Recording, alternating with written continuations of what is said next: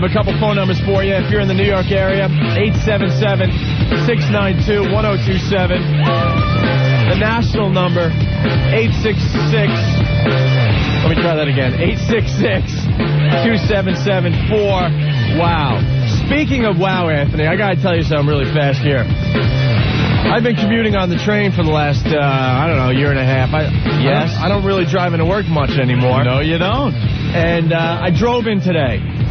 Holy S's, there are a ton of wow signs all over the place. Oh, you're seeing them now. So you don't see that on the train, do you? Not at all. Right. Un-effing believable, the wow support we got in the New York area. Yeah. I drive in every day and I see it, and I'm amazed at the amount of wows out there. I've been out of touch, but I drove in today, a rare occasion, and I saw wow everywhere. I mean, everywhere.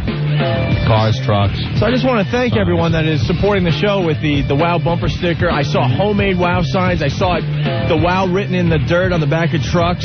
Everyone loves wow because you might see some boobage. For the new cities, don't be stupid. Get wow in your car. Yeah. It does two things.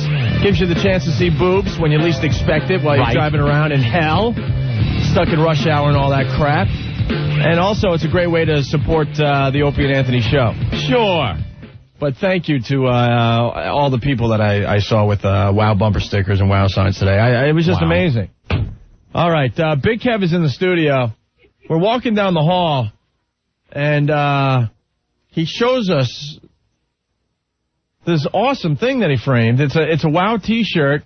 Signed by a celebrity. Signed by a celebrity. And with a picture of the celebrity holding the shirt that is signed. Right. Nice 8x10. She's got a huge smile on her face. Very happy. It's Cindy Williams. Yes. Yes. Might remember her as Shirley Feeney from Laverne and Shirley. Unfortunately for Rochester... they were late. They were late on this one. They didn't get to hear the bit, but we'll have to play it again just for them and some other new markets that are going to be with us in the very near future, Anthony. Yes. In the very near future. Right.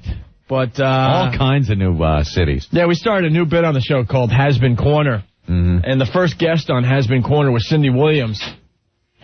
And it was just flat out brutal. Yeah, she was not happy.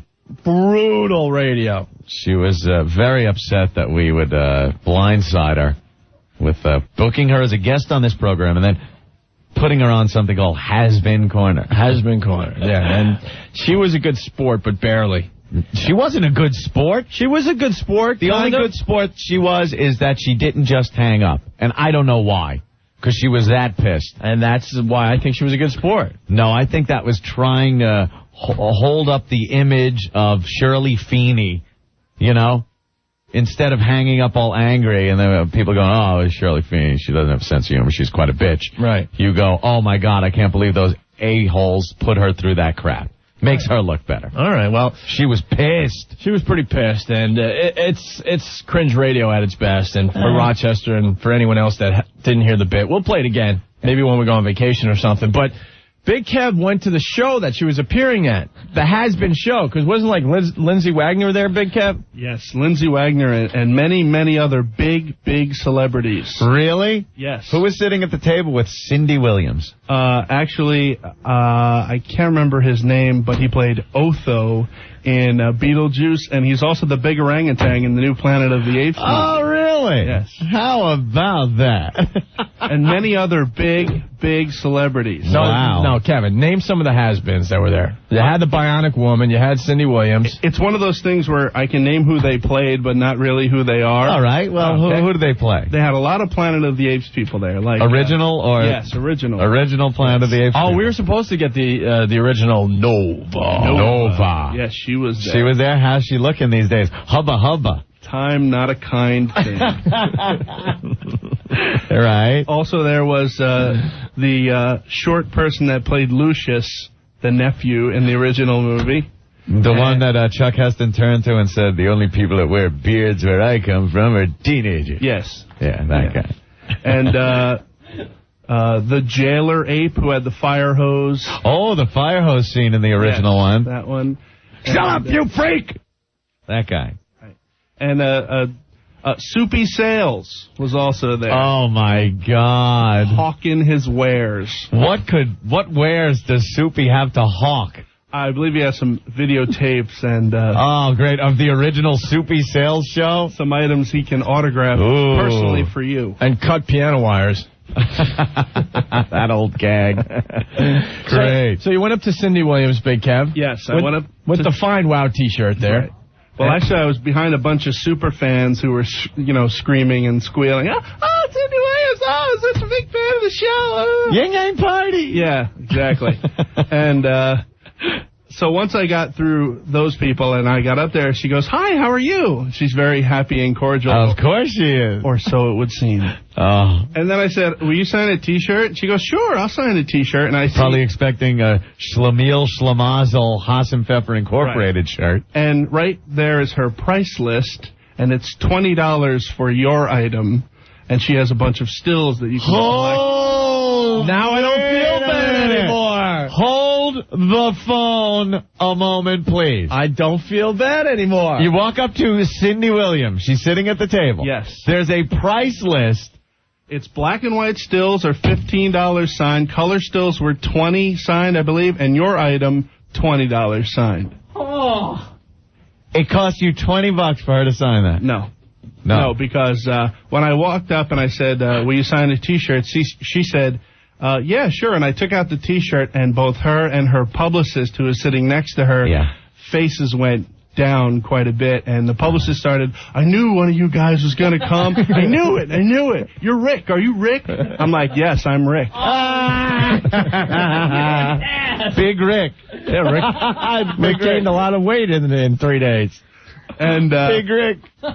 So, and she begrudgingly, at first she was like, all right, I'll sign it. And she signed it, and she was you could tell she was kind of like, oh, okay, I just have to do this. Right. And she signed it, and I said, oh, is it okay if I take a picture? And she goes, yeah, okay. And then she held the T-shirt up, and all of a sudden, the big smile came out. Yeah. Well, we got to get a picture of this framed thing on the website. I gave this picture to Scott to scan in. Oh, cool. Now, why didn't they charge you for that? And actually, that's the end of the story. She turned to her publicist guy and says, don't charge him anything. And so he gave me my money back. I'm not taking your money. Your filthy Opie and Anthony money. So what did Cindy Williams write on the shirt? She wrote, love to Opie and Anthony. Your favorite has been Cindy Williams. Hey, Derek, what's up? Hey, hi, One. I went to the same show that Big Kev went to. Yeah. So, and in fact, I didn't even know about it if it wasn't for you guys having her on the show. So I go there, and I'm all starstruck. I mean, here's somebody I grew up with. So I go up to her, and I go, "Hi, Miss Williams." She goes, "Hi, how are you? What's your name?" I told her. And I go, "Yeah, I heard about your appearance." And she's like, "Oh, really?" I'm like, "Yeah, I heard on a radio show. I don't want to say which one." All of a sudden, she just looks at me, and she goes, "Opie and Anthony." I said, "Yeah, that would be it." And he's right. It was like $15. I got a picture signed by her, and it was like $15. $15? And then the publicist, my God, he was so old, I think he went to high school with Jesus.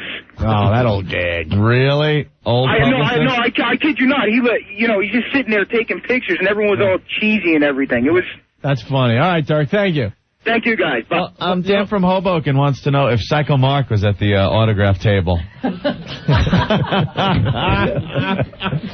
Hey, listen, I got the Cindy Williams queued up. Oh, we do? Yeah, I guess we got to. A couple minutes of it. Well, I don't know. We'll let it ride. Maybe we'll play a couple minutes, maybe the whole thing. We'll see how it goes, okay? It is brand new for Rochester today. Yes, Rick? I pick it up. I queued it up just where you pick her up on the phone. Oh, what's the beginning of it? It's all the setup part with Louis Black and everything. Oh, okay. Yeah, Louis Black was in studio, and we had Cindy Williams on hold, and we picked her up to play Has Been Corner. Yes. She had no clue. Wait, there we go. Cindy Williams. Hello? Hi, it's Opie and Anthony. Opie, Anthony. And how are you guys? Very, very well today. Thank you, Cindy, and thanks for helping us out with Has Been Corner. My pleasure. Great first guest we've ever had on this portion of our program, Cindy. Yeah, did you just make that up, or did you steal it from Andy Kaufman? Stole it from Andy Kaufman. Got it. We even said we stole it from Andy Kaufman. Yeah. Okay. And I think you're a perfect celebrity to start Has Been Corner with. Well, thank you. So what have you been up to, Cindy? Nothing, as you know. Otherwise, why would I be in Has Been Corner? Well, you were on Laverne and Shirley, obviously, the beloved Shirley Feeney on Laverne and Shirley. And then after that, there was, what was that after that? There was 2 kids. Oh, the 2 kids got in the way? Yeah. That's going to be your excuse? Well, do you resent them? Do you resent them for that? Totally. Because you were... Totally, but not as much as I'm resenting you 2 right now. No. What? This is all fun, right? Yeah, well, you'll be here one day. We're not even... Hey, we got to make it first. Yeah, we got to make it first. But it's not our goal to make it, so that's okay. Yeah. So, Cindy, seriously, what have you been doing in the last 20 Nothing. days? Nothing.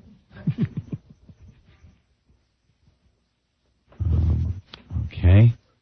So, like I said, Laverne and Shirley, then... Nothing.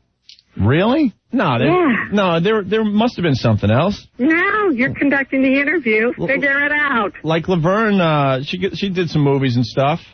Right. She didn't make the cut for Has Been Corner because she's... Well, she made some... Do you talk to her anymore? Sure, I talk to her all the time. I don't think this is going well. Louis, yeah. No. I'm broken. Louis, what's wrong, man? What's wrong? Help us out. How am I going to help? What am I going to do? Cindy Williams. All right, Cindy. I think we got off on the wrong foot here. So what are you promoting today, Miss Williams? Nothing really. Nothing that I want to tell you 2 about.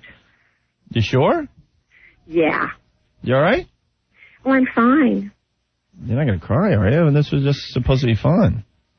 And it's a barrel of laughs. You're gonna hurt my feelings if you hang up crying and stuff. I thought we were, I thought this would be a fun thing to do. It's a lot of fun. Okay. All right. You sure? Mm-hmm. All right. Don't want you leaving crying or anything. Okay. So, American Graffiti. Oh, there you go. That was before Laverne and Shirley, though. Oh. Yeah, way before. You weren't in the sitcom after Laverne and Shirley? No. Something on the WB or something? Sort of. Huh? But nothing that would interest, any of the listeners. I think they'd be interested. See, now I think we got off on the wrong foot, Opie. I don't think this works. Yeah. With Has Been Corner. Cindy, I must say I'm not feeling too good about myself right now. Well, I'm not feeling too good about myself right now. I wonder why that would be. I thought she's getting mad, Opie. What? I thought... No, I'm not mad. I'm not mad. I'm just under fluorescent light, and, I just am tired. We'll just put it that way. But I'm very thankful that you let me be the first guest in your Has-Been Corner, and I really have nothing to promote, being the has-been that I am, and I'd like to thank you both very much, and I really should say goodbye. You really? Yeah. You're not going to be mad? Yeah, because you shouldn't do this to people. Do what? What? Just surprise them like that. It's like, going on the air, and it's just not nice. Oh, Rick. I wouldn't like you doing that to yourselves. Yeah. All right. Well, I don't... and no one did tell me that that was going to be the gist of this. Well, that's Rick Delgado, our producer, who... Well... Ow! Who I think... Okay. Okay, well, that's fine. That's fine. I'm just not a real good sport today, that's all. And you hurt my feelings. But... No. You really hurt my feelings. I love you in Laverne and Shirley. Well, you don't need to ever... don't watch Laverne and Shirley. No, I love you in Laverne and Shirley. We love the Laverne and Shirley and the Squiggy and the whole gang. The Big Ragu, right? The Big Ragu. Sure, this is beloved character. The other has been? Well, yeah, we're going to have a has-been weekend, but that's for another day. Look, Okay, I'm sure everyone's just going to jump to participate. Look, we'll never be on a sitcom as great as Laverne and Shirley, so you got that to take home with you today. Well, I am home. Oh, okay. All right. So you don't want to promote that you're going to be at the Meadowlands Convention Center for the Super Mega Show? No, but thank you very much for that. Friday, Saturday, and Sunday, you don't want to promote it at all? Yes, I'll be there. I'll be there at the has-been table. Oh. Signing has-been autograph. Why, Lindsay Wagner's going to be there as well? Yes. You might want to call her. You got her number? No, I haven't. All right. Hey, I like milk and Pepsi. That wasn't me. Oh. It's milk and Pepsi. Remember Laverne and Shirley? I thought that was Shirley, but Laverne used to drink milk and Pepsi all the time. And she wore the poodle skirt. Right. Yeah. All right. Wow, I feel kind of uncomfortable right now. I'm overheating. Boo Boo Kitty was you, right? That's right. See, Boo Boo Kitty. See, I'm a big fan of Laverne and Shirley. Watch it all the time. That's great.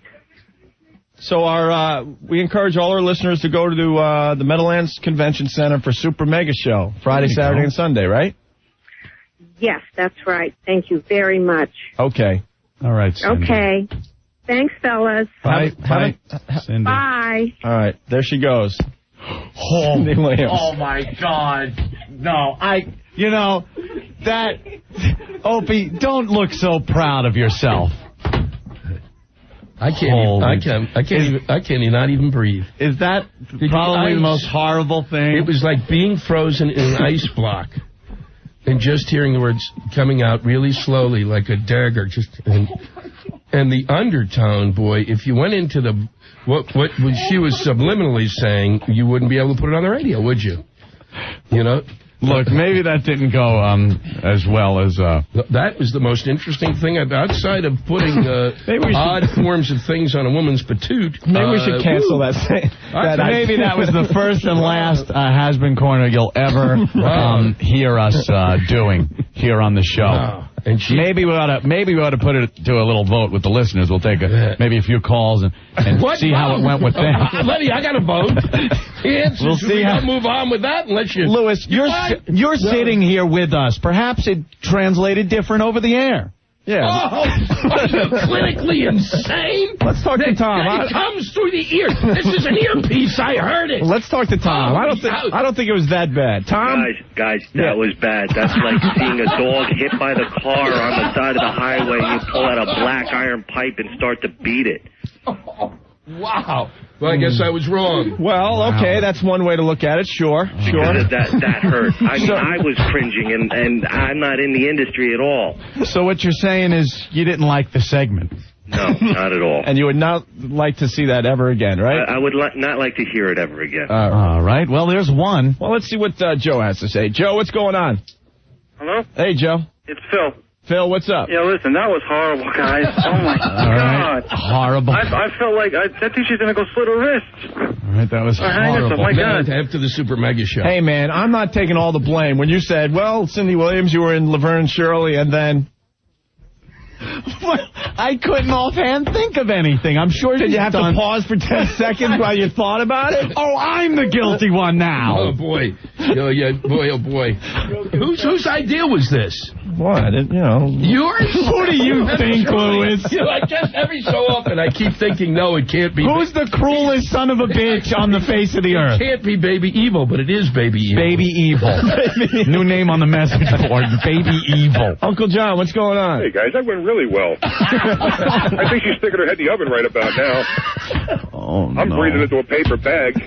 Oh, my God. I know. I couldn't breathe. I really couldn't breathe. I couldn't breathe. It felt very... I kept looking, as a comic, there's that, the comedy is tension release, so there's a point where the tension rises, and we went into, overdrive with tension, and it was like you thought, I'm racking my brain trying to go, what can you possibly do? We got sucked into a black hole, man. Boy, no way out at all. Wow. She swallowed us. Lewis, you are guilty guilty by association. Don't try to distance yourself now. Yeah, no, of course not. Yeah, I'm on the bus. Now I've slaughtered a woman in California. I can't believe all those notes you were handing me to say. Yeah, right. Yeah, those notes, they really went over. I think Byron has a positive vote for this. Byron? Yeah, I thought that was about as funny as prostate cancer. It was like when you say something, you yell at your mom, and she starts to cry. That's what it sounded like. Well, the show's not all about giggles and chuckles. No, I still was laughing anyway. Oh, boy, that was like, what is that? You know, that was like behind the music, behind the music, behind the music, behind the music. You know, that one moment in time where the manager's looking and saying, and that's when he stuck the needle in his arm. Son of a gun. You know, and I was like, I'm watching you guys. Before we did this segment, I said it wasn't going to work. It was like watching you guys get into a big semi-truck, and there's a tiny rodent in the middle of the street. You're going, come on, let's get it. And I said, you know, maybe we should slow down. Squish. Unbelievable. It was unbelievable. But I got to say, in terms of reality programming, phenomenal.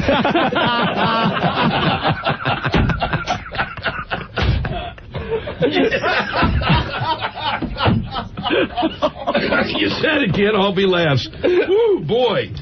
Boy. Just screw you, Survivor. That was really bad. We did 3 guys get on a boat with her and take her right out in the middle of the ocean and go, hey, jump! So that wasn't funny or anything? No, don't get me wrong. You just enter a pocket of delusion that is so extraordinary to watch.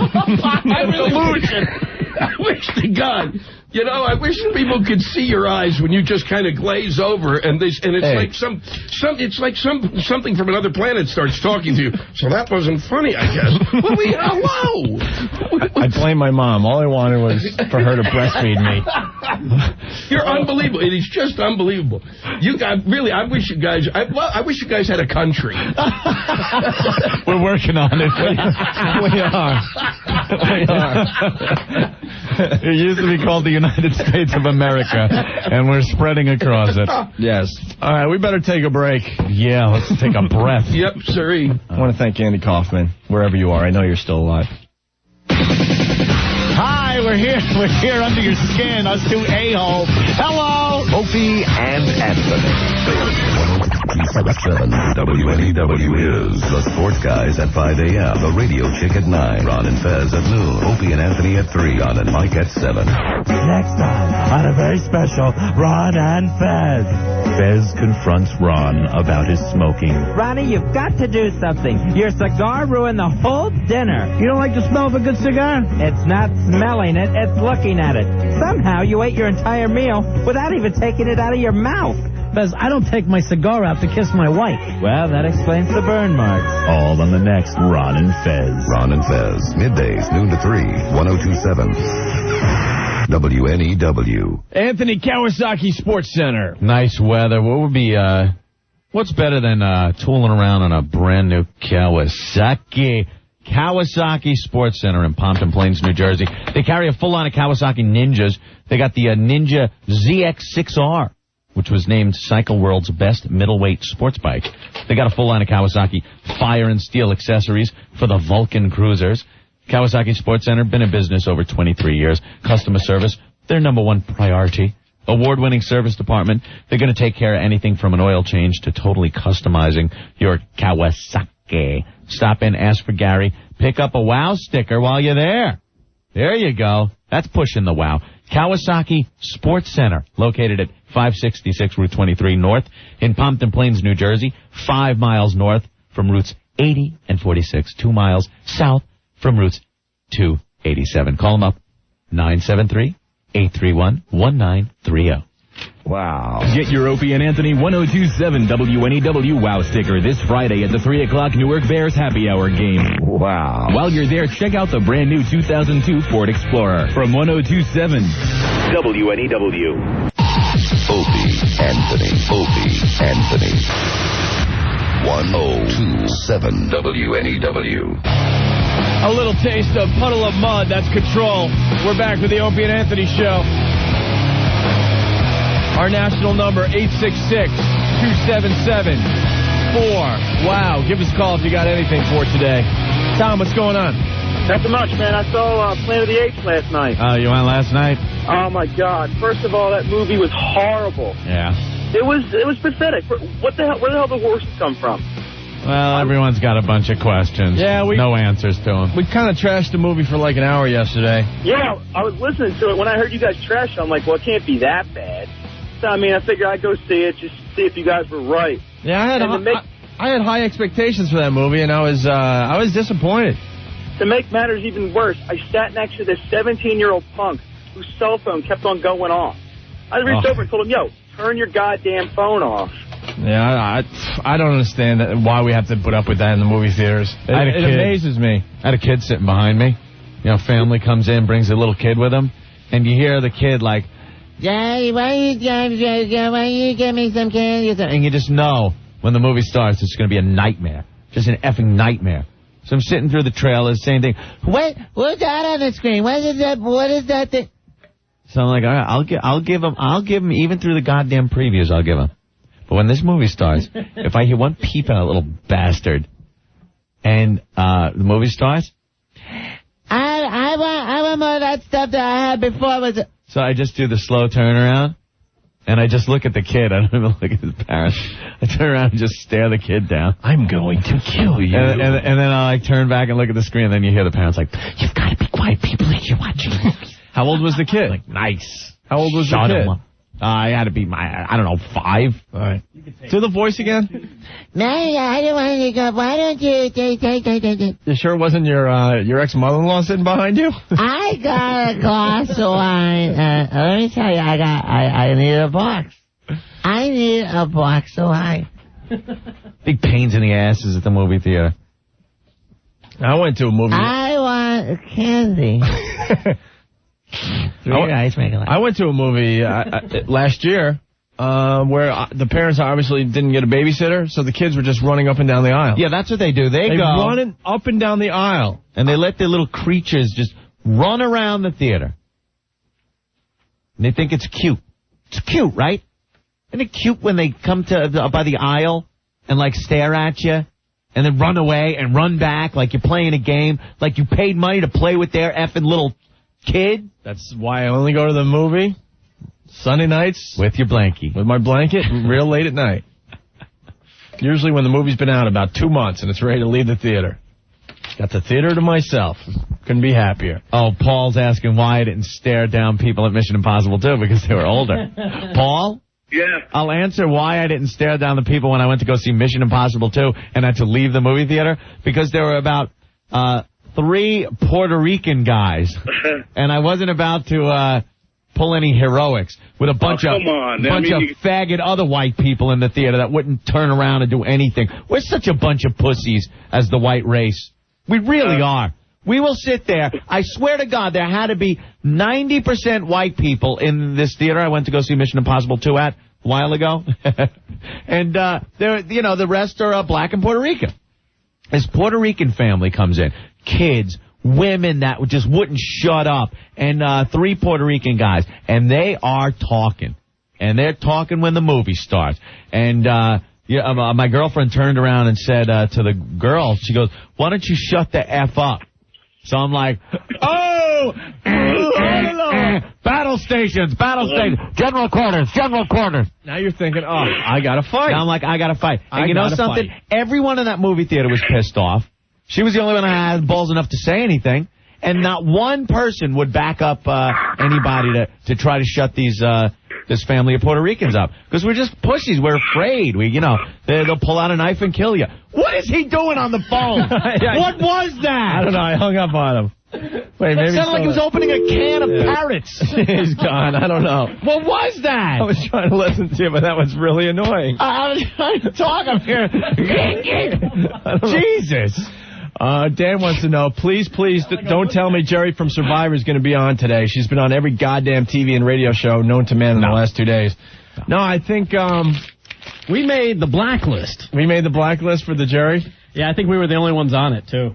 Oh, that she wouldn't go to? Good. Well, we had a pretty insane interview with Jerry after she got kicked off the island. Yeah. We saw her downstairs. Yeah.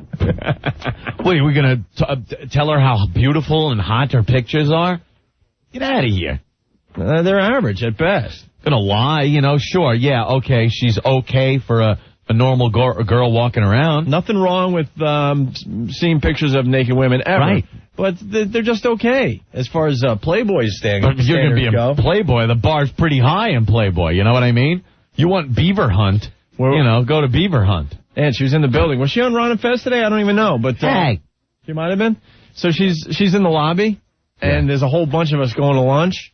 And I go, hey, Jerry from Survivor. And she turns and she goes, hey, guys. And then she walks a little further. I waited till she was far enough away because I am a puss. And I go, Jerry, Opie, and Anthony. The look we got. She turned around and gave us a nice look. So, yeah, our interview didn't go too well with her. Yeah. All right, Ann, we got a lot of things to discuss today. Yeah. We have Sex for Sam. We should talk about that right away. Sex for Sam. What a time we had last year with this little contest. Sex for Sam 2 is going to happen this Friday. We're going to have Jim Cook from Sam Adams in the studio. So the first version, so outrageous, one of our employees got fired for his participation in Sex for Sam last year, the first installment. And if he wasn't such a dick, he'd be helping us out with Sex for Sam 2. I want to get paid even though I'm not even involved. Just because Sex for Sam. Right. So we're going to do... I was the star. We're going to do Sex for Sam 2 this coming Friday with Jim Cook. Yeah. How many couples do we need, Rick? We can get as many as we can. I mean, it's really up to whoever scores the most points. All right, we only have one trip this year. One trip. Last year we had a few extras, and I'm telling you right off the bat, we only have one. We'll have some good runner-up prizes, though, I'm sure. Okay? Maybe when Jim's in, he can boost it. Who knows? Maybe. We don't. I would hope so. I think we need 4 couples, because if you remember last year, Ben's couple didn't get anything going, and it was a complete drag checking in with Ben all afternoon, because they were just hanging. Was it? It was great. Well, it was...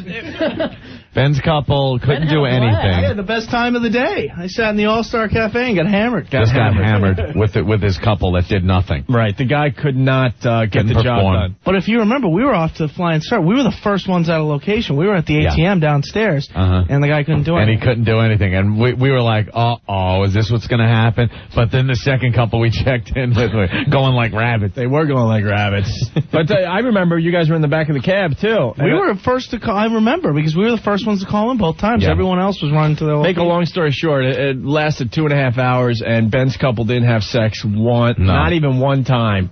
The whole gist of the game, we get couples. They go around Manhattan with a list of landmarks here in New York City, and they have to have sex at those landmarks. And it's got to be confirmed by a spotter, a neutral spotter that we send with them.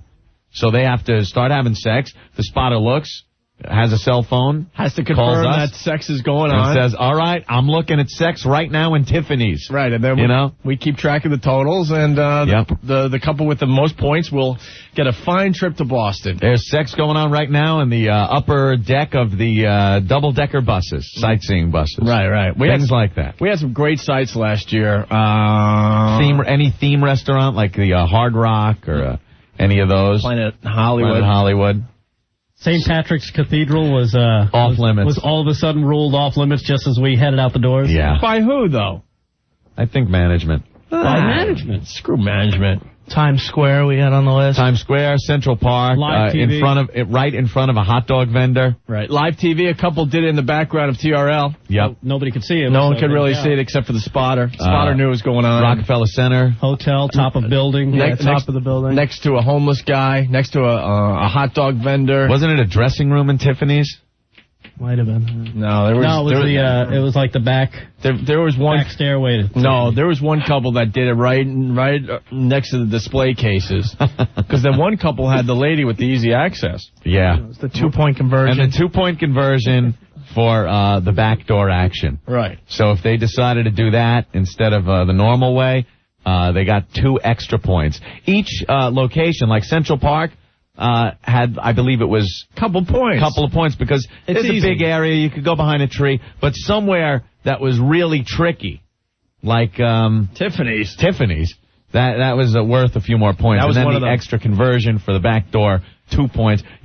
Points were being rung up very quickly in this game. And then, of course, it ended with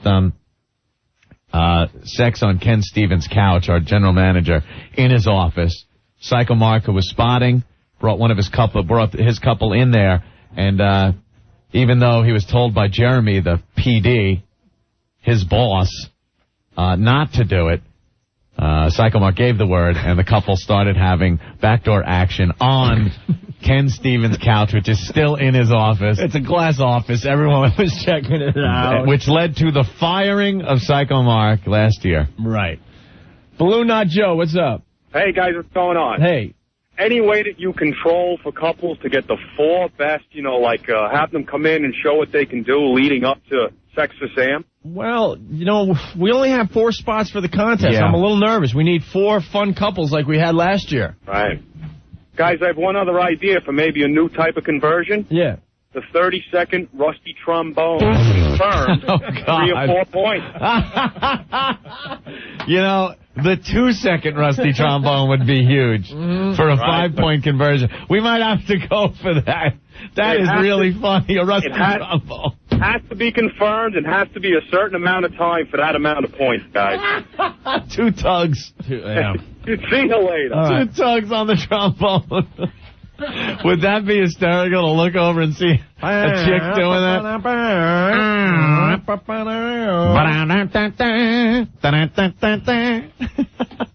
We should have some type of tryout. I'm telling you. Like what? I don't know, but I don't want, Ken Stevens' couch? You know how it goes with this radio show at times? Yeah. We get a lot of people sign up and then they check it out. We're going to look kind of foolish on Friday if we don't get 4 really good couples for the contest. Joe, what's up? How you guys doing? I wanted to sign up for this here. Yeah.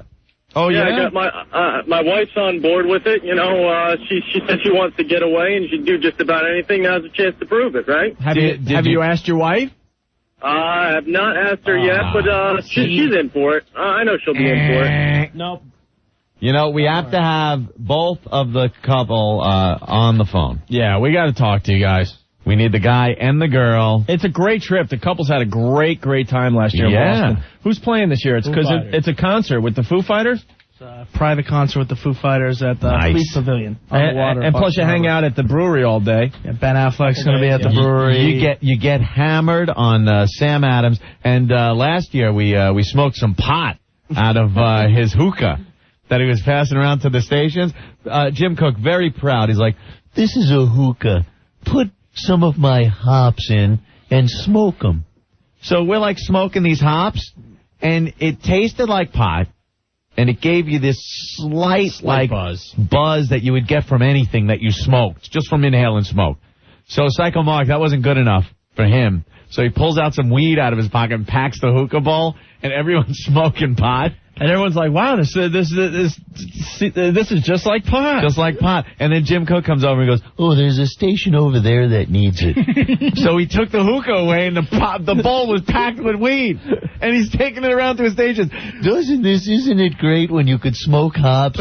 Yeah, Jim, this is fantastic. Yeah, we were broadcasting with a bunch of other stations. And all the other stations were getting pretty damn high. And then they confiscated the hookah, and the rest is history. And then remember, I took my couple over to Jim Cook, and he's doing an interview with another station, a Philly station. One of those soft jazz stations, like it was The Breeze. It was one of the Sex for Sam couples, and we asked them to have some of that fine sex in the broadcast tent while Jim Cook's doing interviews. So right in front of Jim Cook, while he's on the air with somebody, they start going at it. Jim throws off his headphones and starts laughing and screaming and pointing at the couple. Right in the middle of his interview. Glenn, what's up? Yo, what's up? I'm here with my friend. We're at work right now. It's kind of slow. We both want to, with our girlfriends, obviously, participate in the contest. Yeah. The only thing is we're under 21, and we're curious if you need to be over 21 because of the prize. Yeah, over 21, man. Oh, that sucks. Sorry, man. All right, dude. Thanks a lot. If anyone has any suggestions, because we really got to figure out how to pick 4 great couples, because I think we lucked out last year. You know something?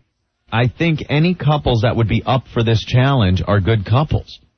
Like, you wouldn't do it if you weren't ready, willing, and able. All right, so we got to get you and the girl you're going to do this with. Yeah, get both of you on the phone Do we dare get brave and get a gay couple this year? Oh, my God. And how does that affect the conversion? I don't know. Look at Stinky is waving it off. No. Stinky has waved it off. Waved it off. Gay Marco could be the spotter. I've never seen Stinky run in so fast because Stinky's going to be one of the spotters. He's afraid to get stuck with them. It was bad enough watching that damn videotape Steve brought in today. You sick bastard. What? Steve is the connoisseur of pornography. Steve C. runs FoundryMusic.com. He brings in videotapes. I mean, you could mention an obscure porno movie from any time, and he'll go, oh, I got that one. It's in shoebox 693. He's got them all categorized at home. So he brings in this one. What is the latest one called that you brought in? I think that's called The Ass Artist. The Ass Artist. Who's The Ass Artist? I saw, yeah. Let's just say it involves one woman, enema bags, and lots of paint.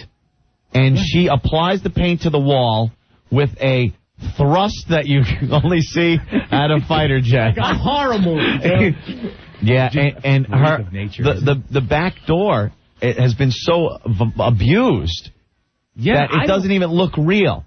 I don't know if that's abuse or if that's a congenital birth defect, but that is. It looks like she's pushing too hard. But that's a talent. It really is. It's something that needs to be exploited in videotape. That's a talent, my friend. Here's what it looks like. It looks like she sat down on a donut, got up, and the donut stuck. That's what it looks like. Yeah.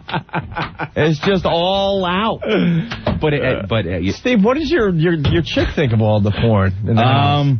We saw the closet that holds the porn. It was amazing. She's just pissed off that she can't put her clothes away.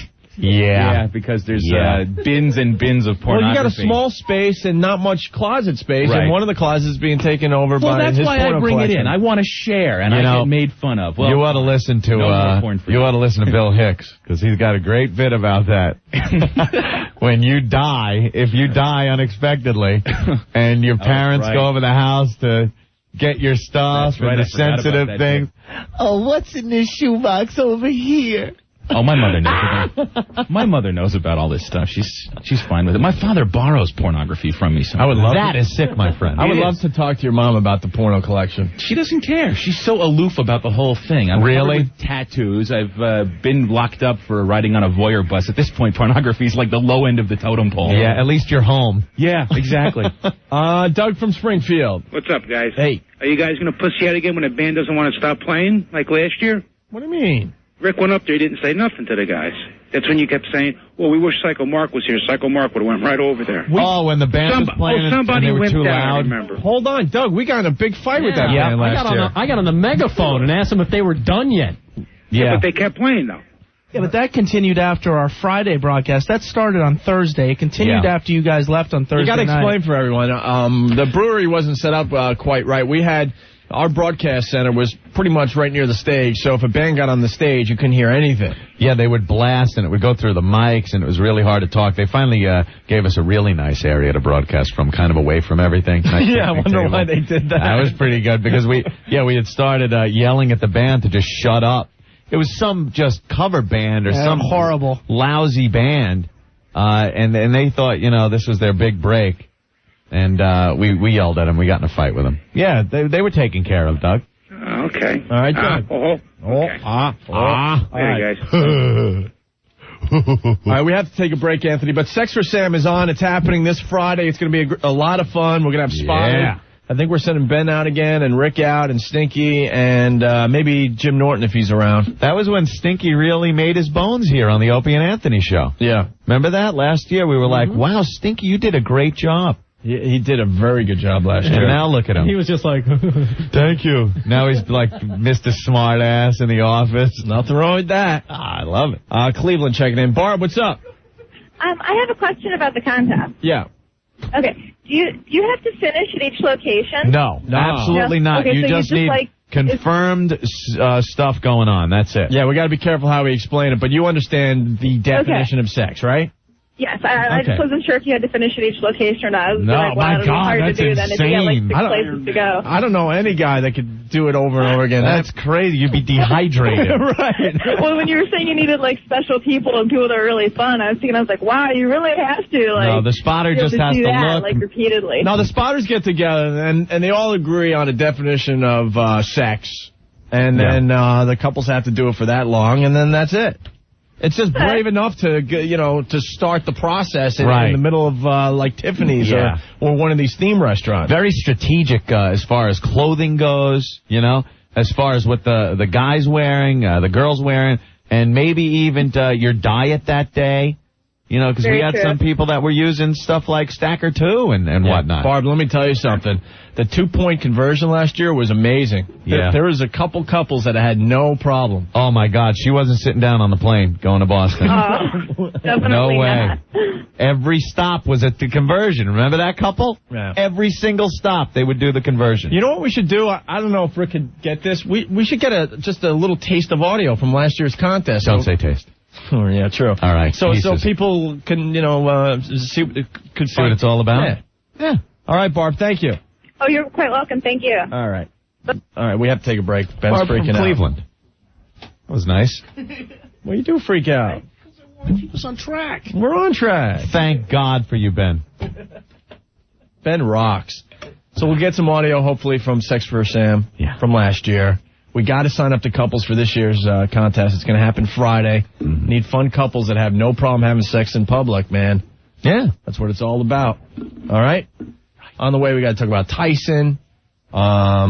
Women getting touched at massage parlors. Disgusting hotel rooms. More audio on President Clinton in Harlem. Yeah. Lots to do today. It's the Opie and Anthony Show. You guys have deteriorated beyond belief right now. The Opie and Anthony Show. Thank you. Hotwire. Yeah, just because you're getting travel online doesn't mean you're getting a good deal. Hotwire has quality hotel partners you know and trust. These partners give Hotwire special negotiated hot rates that aren't available anywhere else. And to make things even easier, Hotwire finds the best deals for you. All you have to do is pick the neighborhood and specify what kind of hotel you want, from economy to luxury. Check out these recent hot rates purchased by Hotwire customers. A boutique hotel in the Times Square area for $117 a night. That's $78 savings. A 3-star hotel in downtown Washington, D.C. for $58 a night. That's a savings of $161. And a 4-star hotel in Beacon Hill section of Boston, $57 a night. That's a $102 savings. See? They save you money. So take the Hotwire Travel Challenge. Look around, get a great deal, then log on to Hotwire. See how much more money you save. Rates change, so log on to Hotwire and take the Hotwire Travel Challenge for yourself. Hotwire. Save money on hotels. That's what they do. Go to Hotwire. Hour by Opie and Anthony. Serving New Jersey, Connecticut, Long Island. This is 102.7 WNEW. And we're back with the Opie and Anthony Show. What's wrong, Anthony? Let's see. Cruz Kidman divorce near final. There you go. 6 months after filing divorce papers, they're on the fast track to the end of their 10-year marriage. How long were you married, Anthony? Just short of 10 years. 10 years, and I'm sure you had just as much stuff as Nicole and Tom. Oh, yeah! To divvy up. And there are kids involved in this. Tom Cruise and Nicole Kidman money. And real estate. Plus probably 5 or 6 houses. You don't have one house. You don't 6 months. You don't have any kids. 6 months. How long is your divorce up to? Oh, we're still rocking into it 2.5 years later. Sons of bitches. Keep making me money, Anthony. Keep making me money. Do you even know when you're going to court next? Nope. Not a clue. Don't know. I just let it sit. 6 months. Cruz and Kidman, divorce. Nice. That's nice. I'll keep this going forever. Boston Herald wants to say hi. Oh, hey, here we go. It's me. Laura? Yes. How are you today? I'm fine. How are you guys? Laura. Do we know a Laura? Yes. She's angry. How do we know a Laura from the Boston Herald? Laura. Oh, Opie knows Laura. Laura. That is Opie. Why are you calling us, Laura? I'm calling you because the word is that WBCN is this close. This close. How close are you holding your fingers together right now? Huh? How close are you holding your fingers together right now? Really close. Oh, you better move them a little further apart than that. All right, word on the street? Yes. Did you go to the shoe shine guy and pay him some money and he told you? No. You know how that works in the movies? Yeah. Word on the street. It wasn't the guy. I'll bite. What's the word on the street? I'll bite. I never bite. All right. Oh, look at that. Oh, look at you. So what? Word on the street is that by September 1, you guys are on WBCN in Boston. By September. Wow, look at you. You're a crack reporter. Woo! Any new word on that Watergate the thing? Gossip. We said a long time ago that BCN has 90 days to put us on their airwaves. Yeah. From June 1st. From June 1st. So that would make July. Oh, look at you. September 1st. Wow, you did some reporting there. You did some investigative reporting. Well, you know, that's what I do. Yeah, we did say that we would be on. Mrs. Drudge on the phone. You're good. But we said we would be on in Boston by September 1st, right, regardless of if it's on BCN or somewhere else. Right. I remember that. Right. I believe I wrote that. Oh. So what did your sources say? Sources say that the announcement is coming down shortly. That's what the cards say. Call me now. That's what they're saying. Are we the talk of Boston radio right now? Well, it's summer. We got to talk about something. What happened to your radio show? We got canceled. They wanted Laura Ingraham. Ah. Imus in a leather skirt. Yeah, I've done that before. I love my big fat cowboy hat, my bandana, and now I'm going to start wearing a leather skirt. Shut up, Bernard, you jerk. Laura, how did you get canceled? Your show was only 2 hours long. They wanted Laura Ingraham. They wanted politics. They wanted issues. They didn't want to talk about sex toys. They didn't know what to do with us. You don't pick up a newspaper? Right. You couldn't comment on Condit or something? Yeah, I mean, we did. We used to talk about issues, but no, they didn't want us to talk about, they wanted Laura Ingraham. You know, she's a big name. Yeah. Yeah. Who's Laura Ingraham? Exactly. Oh. Hope she's wow, look at you holding a grudge. At least you got your little inside track thing. So when will you be back on Boston airwaves? My sources say by September 1st. Well, hopefully we'll either follow you. Are you going to be writing another little story about Opie and Anthony? Yes, tomorrow. Tomorrow. Mm-hmm. All right, what is the story going to say? When Maybe we can help New York you. shock jocks, Opie and Anthony, they were whining that WBCN were dragging their feet. Okay, a little wine. All right. Yeah. Yeah. And that's it? What's the story? Come on. Help me out here. And then what? Do you want to go on BCN? We would love to be on BCN. Who wouldn't love to be on BCN? Here's a quote. We would love to be on WBCN. Okay. What a fine, fine radio station that is. There you go. How's that? That sucks. I know. That's not you. Sucks. That's not you. It sucks. All right. Do you have anything to say about this? Oh, look at her. Right to the point. I'm busy. I'm busy. You're not busy. You don't got to prep for a show or nothing. She's got a deadline. I got a deadline. What's your deadline today? 6 o'clock. 6 o'clock. All right, let us think about a quote we need to tell you. Okay, let's think, Opie. A good quote. What's going on? Her sources say by September 1st we will be on BCN. Yeah. Oh, let me think. I would have to say that her sources are wrong. Oh, Opie, is that a quote? Is that on the record?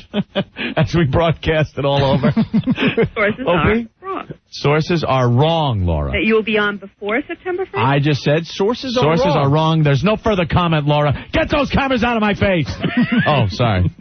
I thought I was Gary Condit. Do you know that he was in Return of the Killer Tomatoes? Stop it. Gary Condit was in Return of the Killer Tomatoes? Yeah. Man. He was a pizza parlor guy. Yeah, no joke? No joke. Read it in tomorrow's Inside Track. But who cares? Did anyone see that movie? Evidently, it's a classic. It's better than the first. Wasn't George Clooney in one of those? He was. He was in that one. I like the first one. I never saw the second one. Oh, yeah, the second one's better. Oh, all right. Yeah. So your sources are wrong. All right. How's that? Was that good? That'll keep them So guessing. you're not going to be on the air in Boston on September 1st. On September 1st?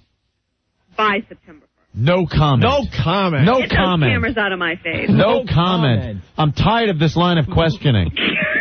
I take the 5th. You're badgering the witness.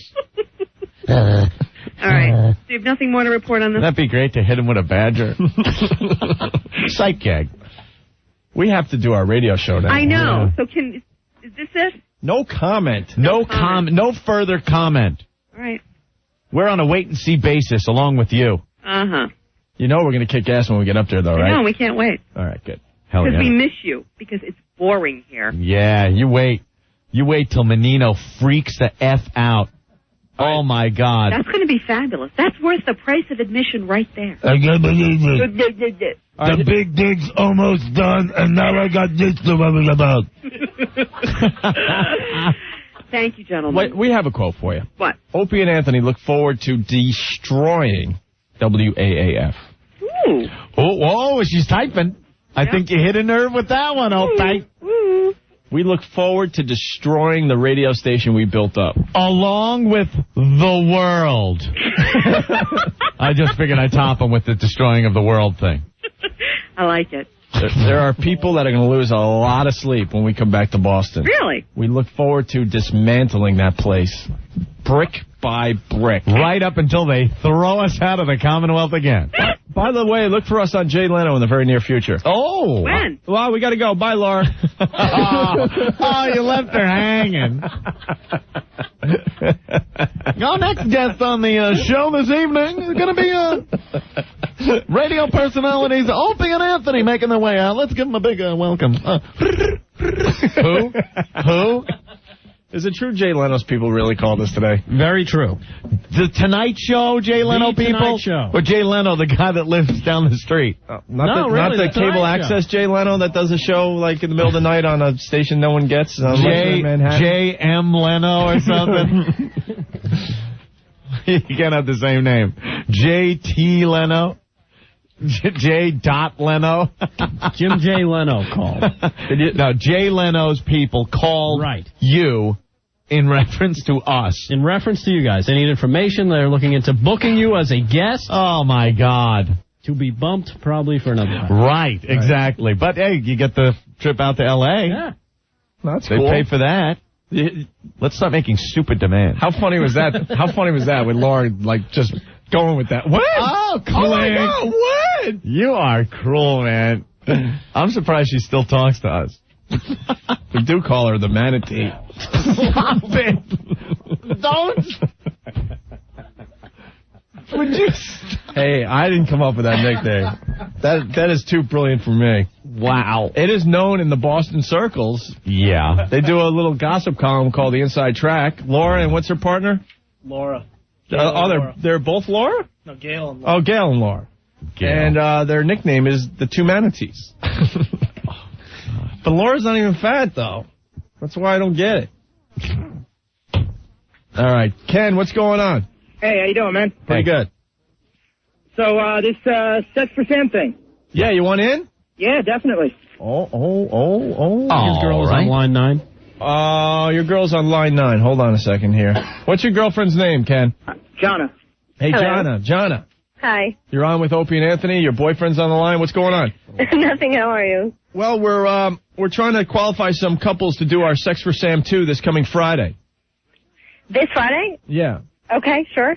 The winner's going to win a trip to Boston, and basically you got to run around Manhattan having sex in all sorts of crazy places. That's fine. Oh, yeah?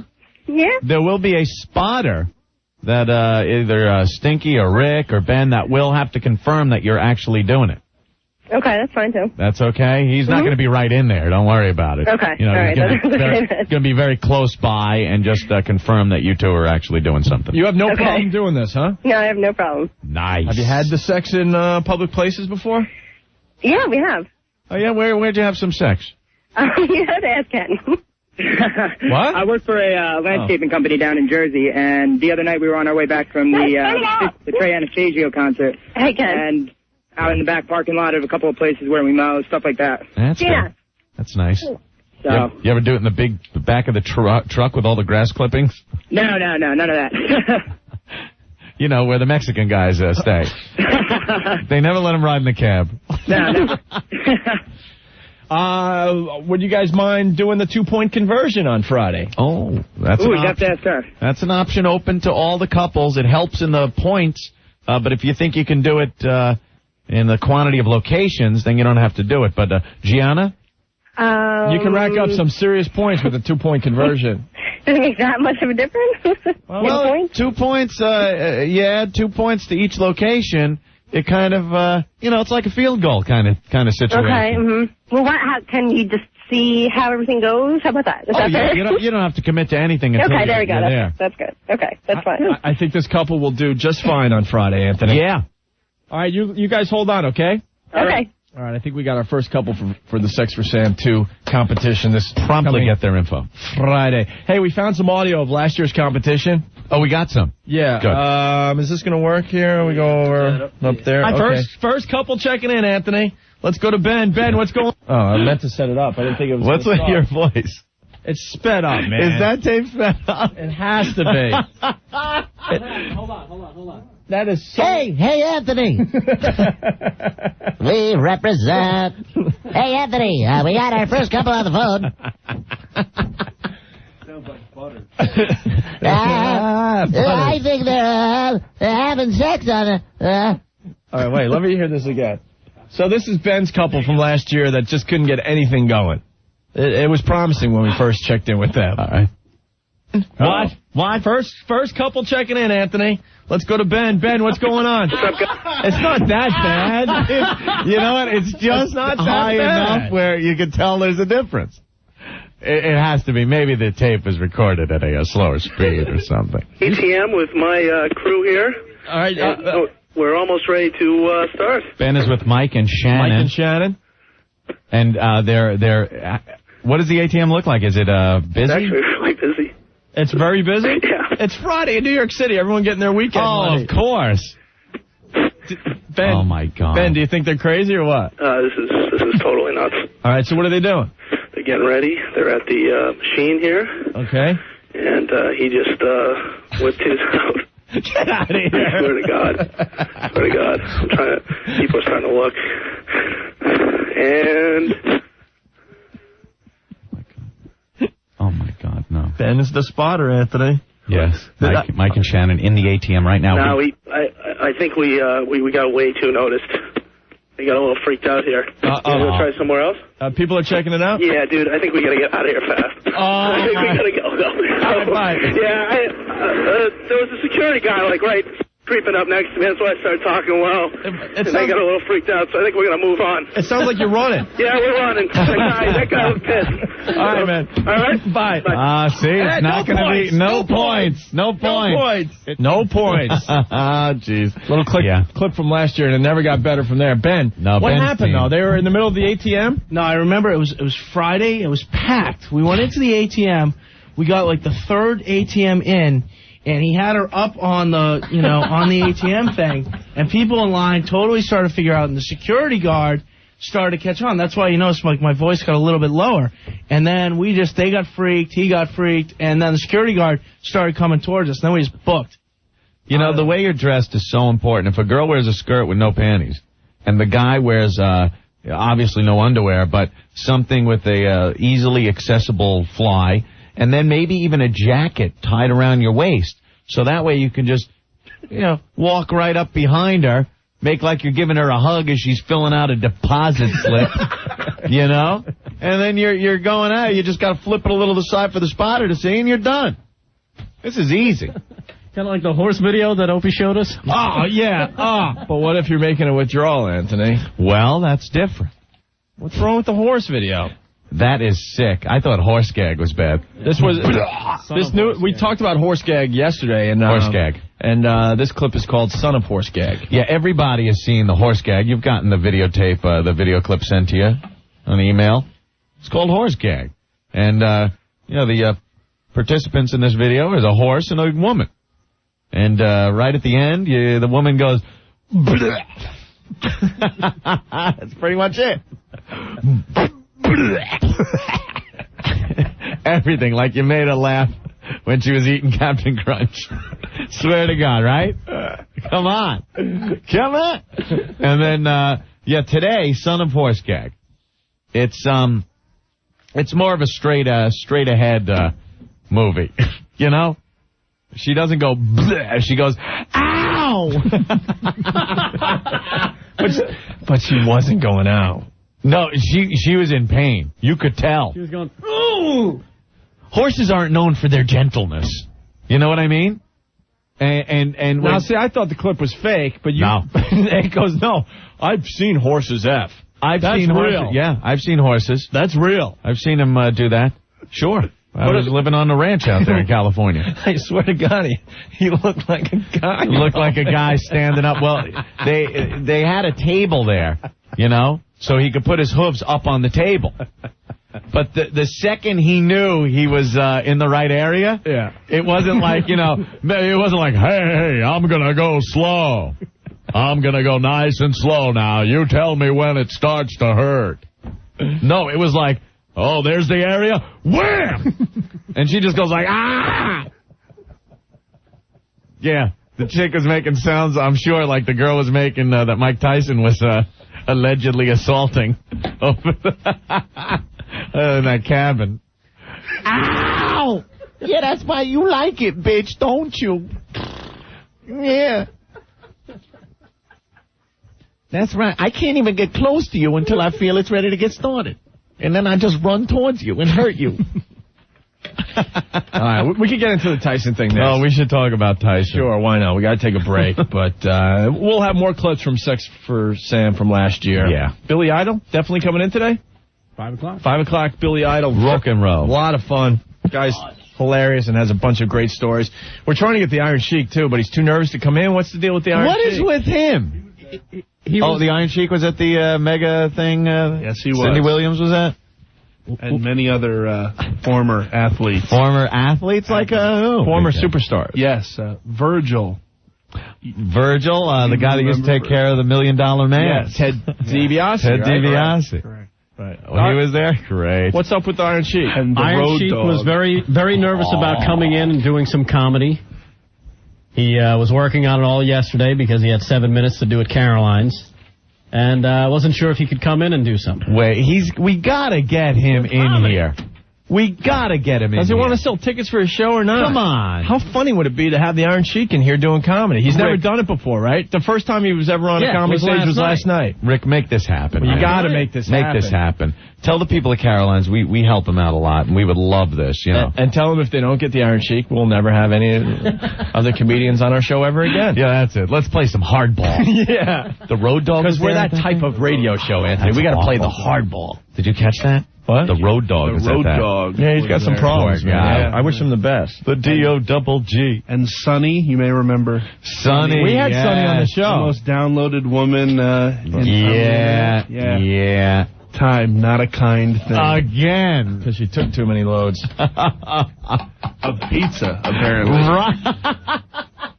I hope that made Was that it? A lot of pizza, you think? Yeah. Yeah. All right, we got a couple numbers to give out. If you're in the New York area and you want to get a hold of the show, 877-692-1027. If you're anywhere else, we'd love to talk to you as well.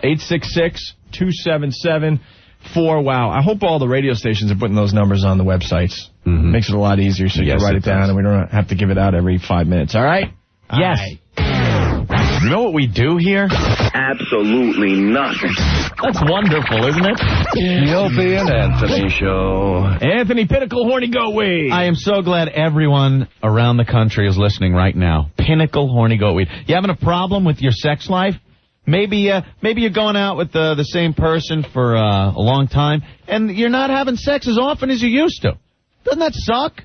Wouldn't you like to get your F on like you did when you first got together? Pinnacle Horny Goatweed. Yeah, it enhances libido and sexual performance. It's got that pleasure-packed botanicals. and it's going to put your sex life in overdrive. Knowing the salespeople, Sex for Sam 2 will be sponsored by Pinnacle Horny Goat Weed. Oh, I'm sure it will be. Pinnacle Horny Goat Weed. It puts a boost in your sex life. One guy took 3 capsules an hour before sex, and it gave him sexual tenure only seen in porno movies. Porno movies! Your bet will turn into a slip and slide. Hurry down to GNC, the Vitamin Shop, or other fine health food stores, and get Pinnacle Horny Goat Weed. Or call them up, 1-800-899-5323 for Pinnacle Horny Goat Weed. Opie, Anthony. WNEW. Anthony, we got the manager of the Iron Sheik on the line. Well, thank God. We're trying to get the Iron Sheik into the studio today. Yeah. He's playing Caroline's in town, doing a little comedy. I think it was his first day ever on a comedy stage last night at Caroline's. How about that? I wonder if anyone saw the show. I don't know. We haven't gotten any calls on it. Love to get a review of the Iron Sheik doing comedy. Mike Diamond, what's up? Hi, how are you, my friend? Pretty good. What's going down? Not much. Just kind of getting ready. Like I was explaining to Rick, the Iron Sheik is, doing tremendously. He's got a lot of shows that he's booking up.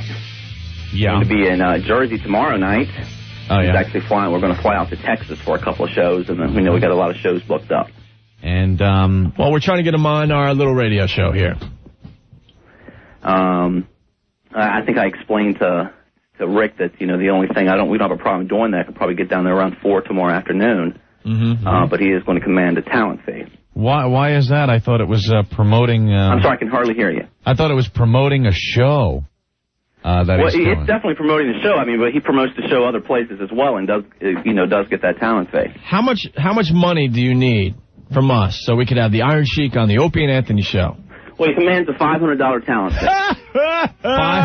Wait a minute.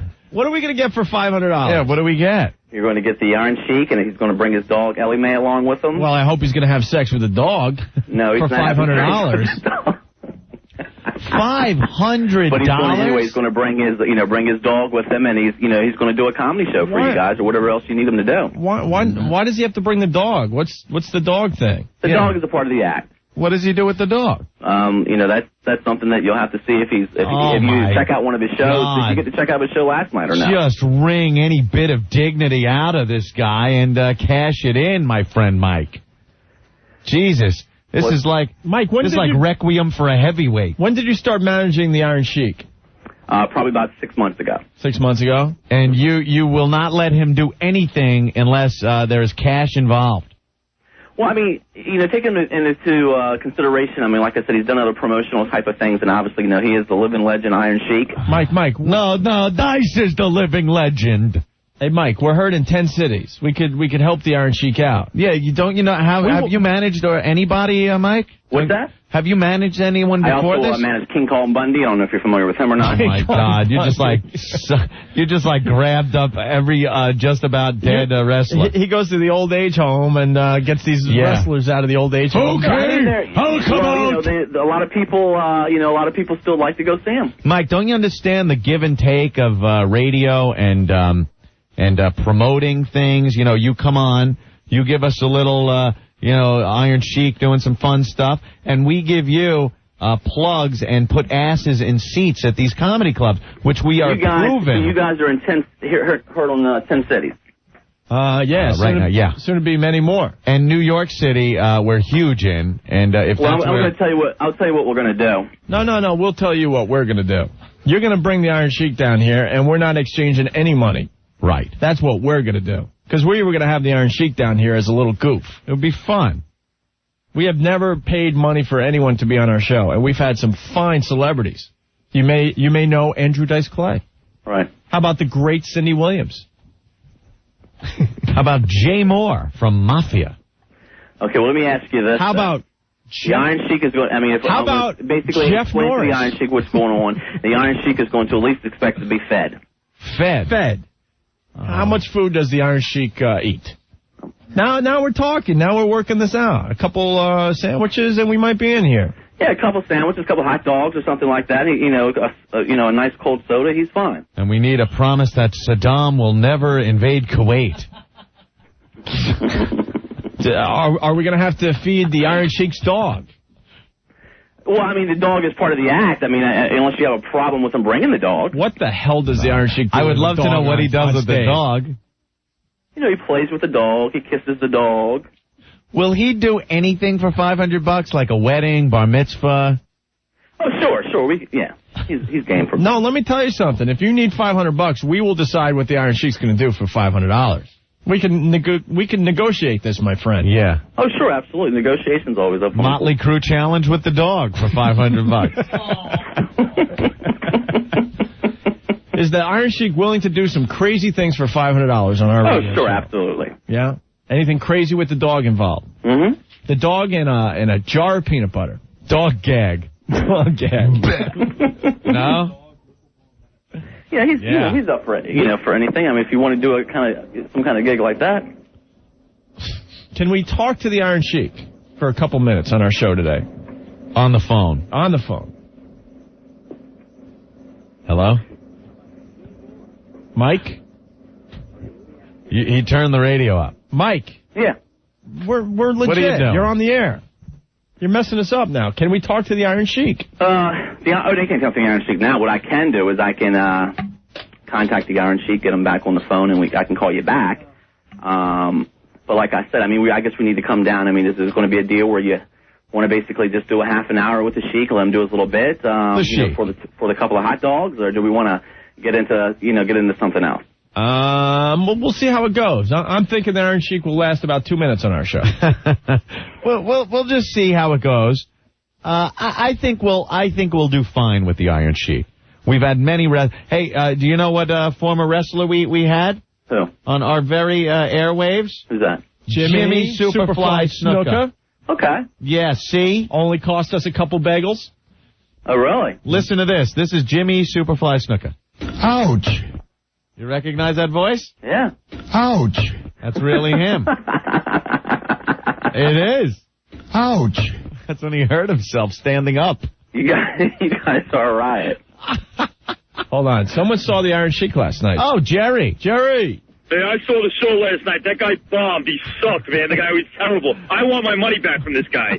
What? You gonna give me my money back? Why was he so bad, What Jerry? was it? Yeah, let me ask you. I didn't even get any of the jokes. It was like crickets in there. Everybody was embarrassed for the guy. It was terrible. It was the worst show I've ever seen. But I would pay to see that. There was great comedians there, though, but he was terrible, man. Yeah, when did the Iron Sheik decide that he's a comedian, Mike? Yeah, when did he? Probably 6 months ago we got together. I mean, he just, didn't really know what else to do, and he, felt that a lot of people were still wanting to see him. Unfortunately, I mean, I remember watching WrestleMania. He was in that. Oh, you're lying, man. Look at you. You go from $500 to sandwiches and hot dogs. What kind of agent are you? Hey, there was a great comedian, though, last night. Yeah? Hello? Dick. Yeah. All right, guys, so what are we going to do? Well, we want to talk to the Iron Sheik. Okay. Yeah, we want to talk to the Sheik. Can we do that? What I'm going to do is I'm going to attempt to get him on the phone now. And then get him on conference and call you guys back in about 10 minutes. All right. That would be good. Thank you, Mike. Okay. The Iron Sheik's manager, Mike Diamond. He goes from $500 to a sandwich. DC. Yes. What's up? Hey, how are you? Pretty good. I got a question. Okay. Yes. Your Sex for Sam on Friday. Yes. Definitely going to happen. Yeah. Can it involve a threesome? Oh, wow. Oh. Why not, Rick? Because I have two friends with benefits. What kind of threesome? A guy and a girl and me. A guy? Two girls and Yeah. a guy. Without a doubt, yes. We would love that. Sure. Can we get all parties on the phone and make sure they're into this?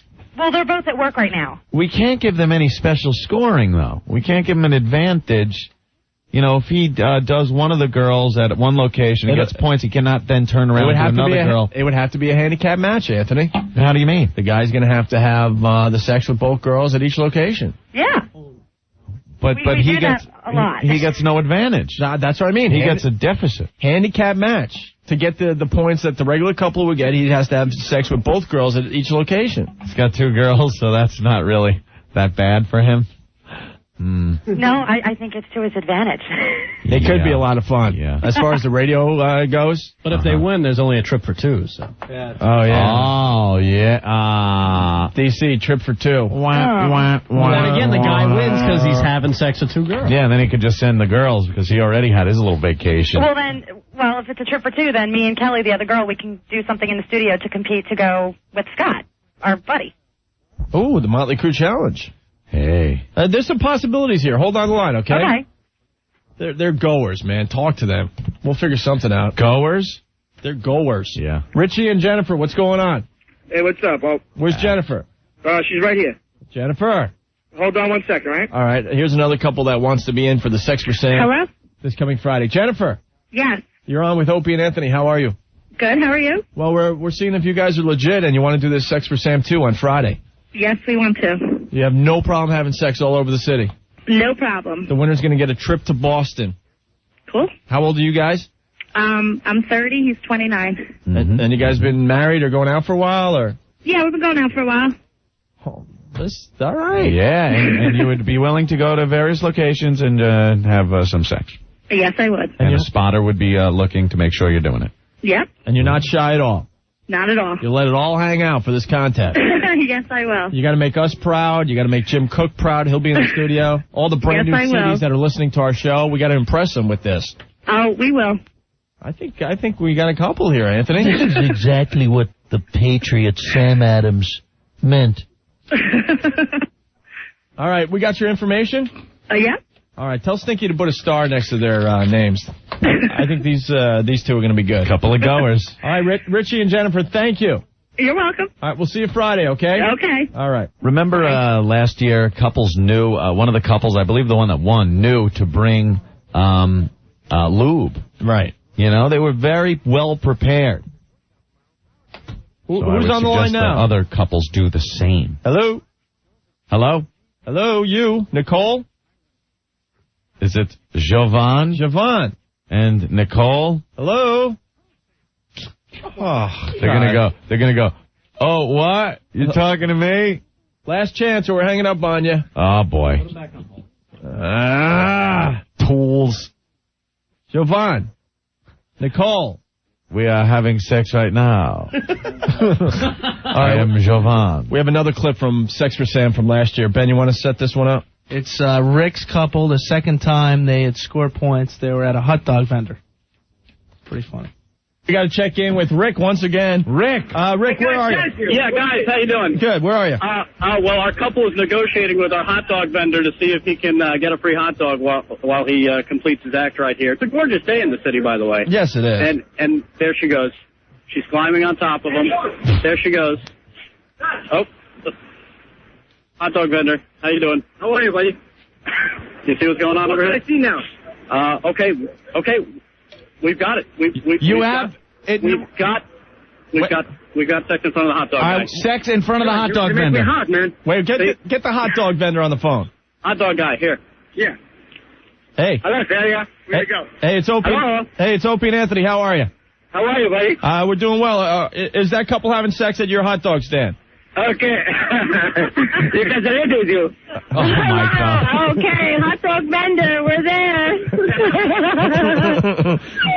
All right, very good. Give the phone back to Rick. All right, guys. We got hot dog, and I think we're getting a free Coke out of the deal, too. All right, wait. Let's talk to Tony real fast, Rick. All right, Tony, right here. The lady of the lovely couple, Anthony. Hello. Tony. This is Bob. Bob, what's up? Not too much, man. How you guys doing out there so far? We are doing phenomenal. We're bringing it home. All right. Unbelievable. The points now, Bob and Tony, 45 points. 45 points. We're on our way. We're going to hail a bus. We're going to St. Patrick's Cathedral. We're bringing this one home. All right, thank you, buddy. All right, here's Rick. All right. Unbelievable. All right, guys. We're off to our next locale. Talk to you later. All right, bye. There goes Rick, everyone. Bye.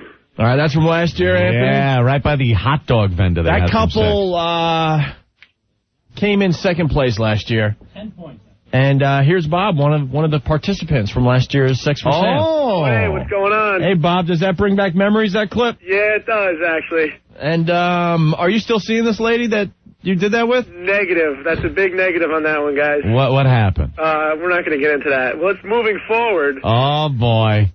It didn't have anything to do with the contest, did it? No comment on anything. I'm not going to say anything bad about her. She's a nice girl. All right, that's all. I got a whole, I believe in this whole break-even karma theory. I did enough bad, so I got to, can't say anything more bad about her, so. All right. Oh, something going on there, but whatever. No, nothing going on. Was she your girlfriend at the time? Negative.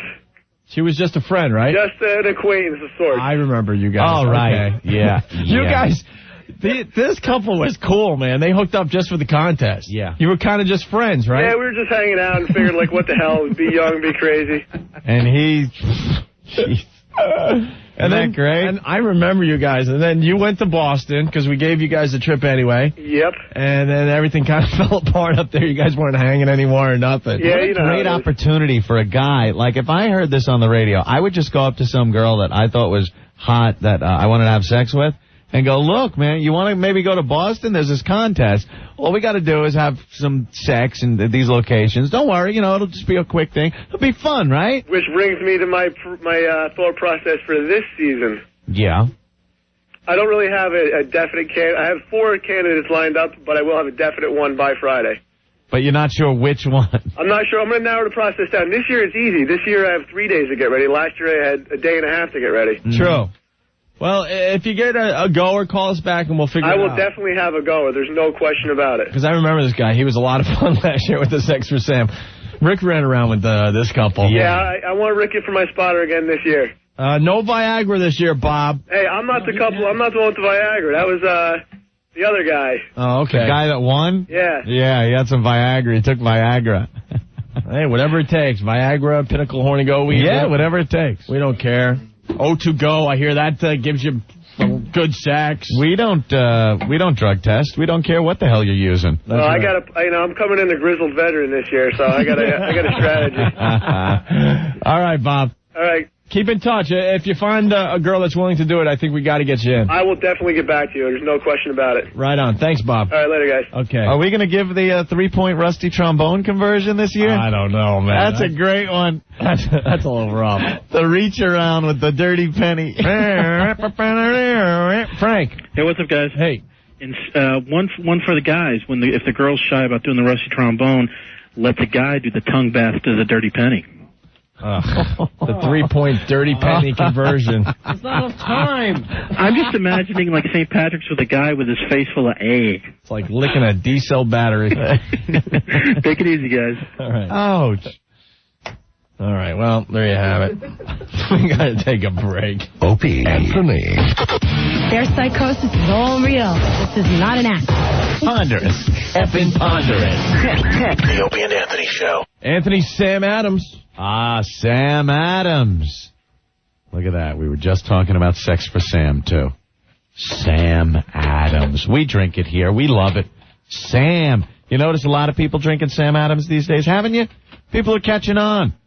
They're putting away the common beer and going for the passion and independence in brewing that has produced some of the best beer in the world. Sam Adams. We have Jim Cook coming in on Friday. Yeah, he's going to help us out with the Sex for Sam, and I'm sure he'll bring plenty of Sam Adams. He usually does. Well, last time he had his rocket backpack. He's got like a huge backpack full of Sam Adams lager, and he's got a tap, and then he can carry around gallons and gallons of beer. And he keeps filling up the glasses. We love when he comes in. And the Sam Adams will be flowing this Friday when we do Sex for Sam, too. Can't wait. Trade up to Sam Adams for all your important local and social events. Sam Adams. Wow. Get your Opie and Anthony 102.7 WNEW Wow sticker this Friday at the 3 o'clock Newark Bears Happy Hour game. Wow. While you're there, check out the brand new 2002 Ford Explorer from 102.7 WNEW. By Opie and Anthony. Owned by Infinity Broadcasting. This is 102.7 WNEW. New York. Oh, yeah. Oh, yeah. Yeah. Yeah. Yeah.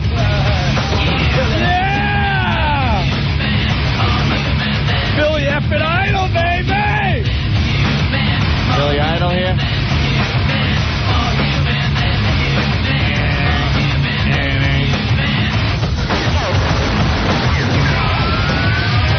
freaking guy doesn't age, Anthony. Looks exactly the same. Oh, yeah. Brian, what's going on, man? Hey, how you doing? All right. Yeah, I got a question for you guys. Yeah. When are you bringing this Sex for Sam down into Philadelphia? Well, as soon as we get some faithful listeners in the Philadelphia area, we'll bring all this crap down there. No problem. We're still building an audience on WYSP in Philadelphia. Yeah. There's a... Because you guys got people down here. And you guys got some great landmarks down there. Oh, yeah. Imagine having sex in front of that Liberty Bell or something. For a Liberty Bell. Look at me pointing out the obvious one, Anthony. Oh, the stupid obvious one. Just trying to show that I know about Philadelphia. That's like when people come up here and go, hey, the Statue of Liberty. Hey, you could have sex on the Rocky Stairs. None of the locals go to the Statue of Liberty, and I'm sure no locals down in the Philadelphia area go to the Liberty Bell unless they have out-of-town guests, right? Pretty much, yeah. Yeah. No, we'll bring it down, though. We'll bring the Sex for Sam down there. All right. We will be broadcasting our 100th show in Philadelphia, though. The 100th show for Philadelphia. How many have we done, Opie? Anthony, we're up to 39 shows. Tomorrow will be the big 4-0 for Philadelphia. You're good. Cool. This is the 39th show for Philadelphia. All right. All right, Brian. Hey, thanks, guys. Thank you. You rock. All right, bye. Later. Billy Idol in the studio. Billy. Hello. We haven't seen you in a couple of years. No, no. You might remember us from Boston. You came and saw us. When what was he in, Anthony? Because you went and saw it at the Quadrophenia. Quadrophenia. Yeah. Oh, my God. Remember that one? It was good fun. But I was having sex in front of the Liberty Bell. No. You know what we're doing? We do this thing every year. It's called Sex for Sam. We get couples to have sex all over the city for points. Oh.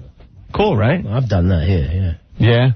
We've had couples, they go to they go to Tiffany's and have sex in there, and a spotter's got to see them actually having sex. Well, I'm glad somebody's organizing this. Yeah. Oh, yeah. It's a big production. A theme restaurant, you know, somebody's in the Hard Rock trying to eat their Ronnie James Dio burger. And with a hard in the Hard Rock. Right.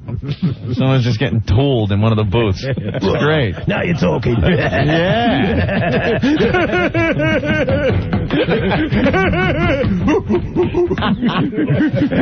Hey, wasn't Gary Glitter in Quadrophenia? Ah, now you're talking. He was in there too, right? Sex. It was right before they put him away. Were you guys trading JPEGs?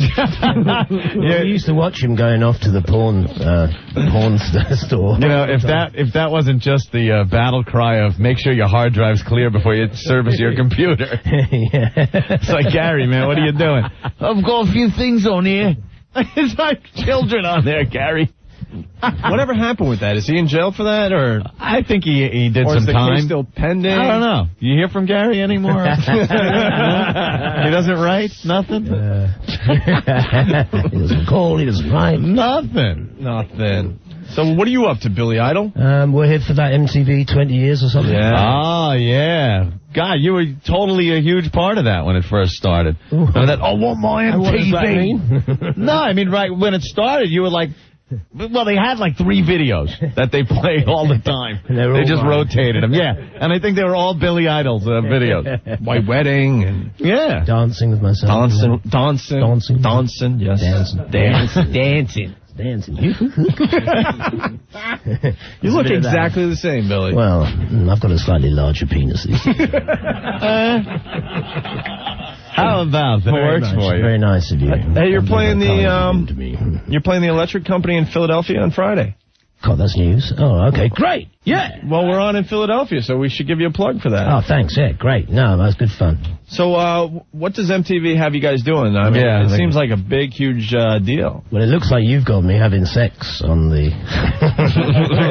You could get in the Sex for Sam contest if you want. They're getting all the old VJs together and all that? And I think so, yeah. I'm going down there now to the...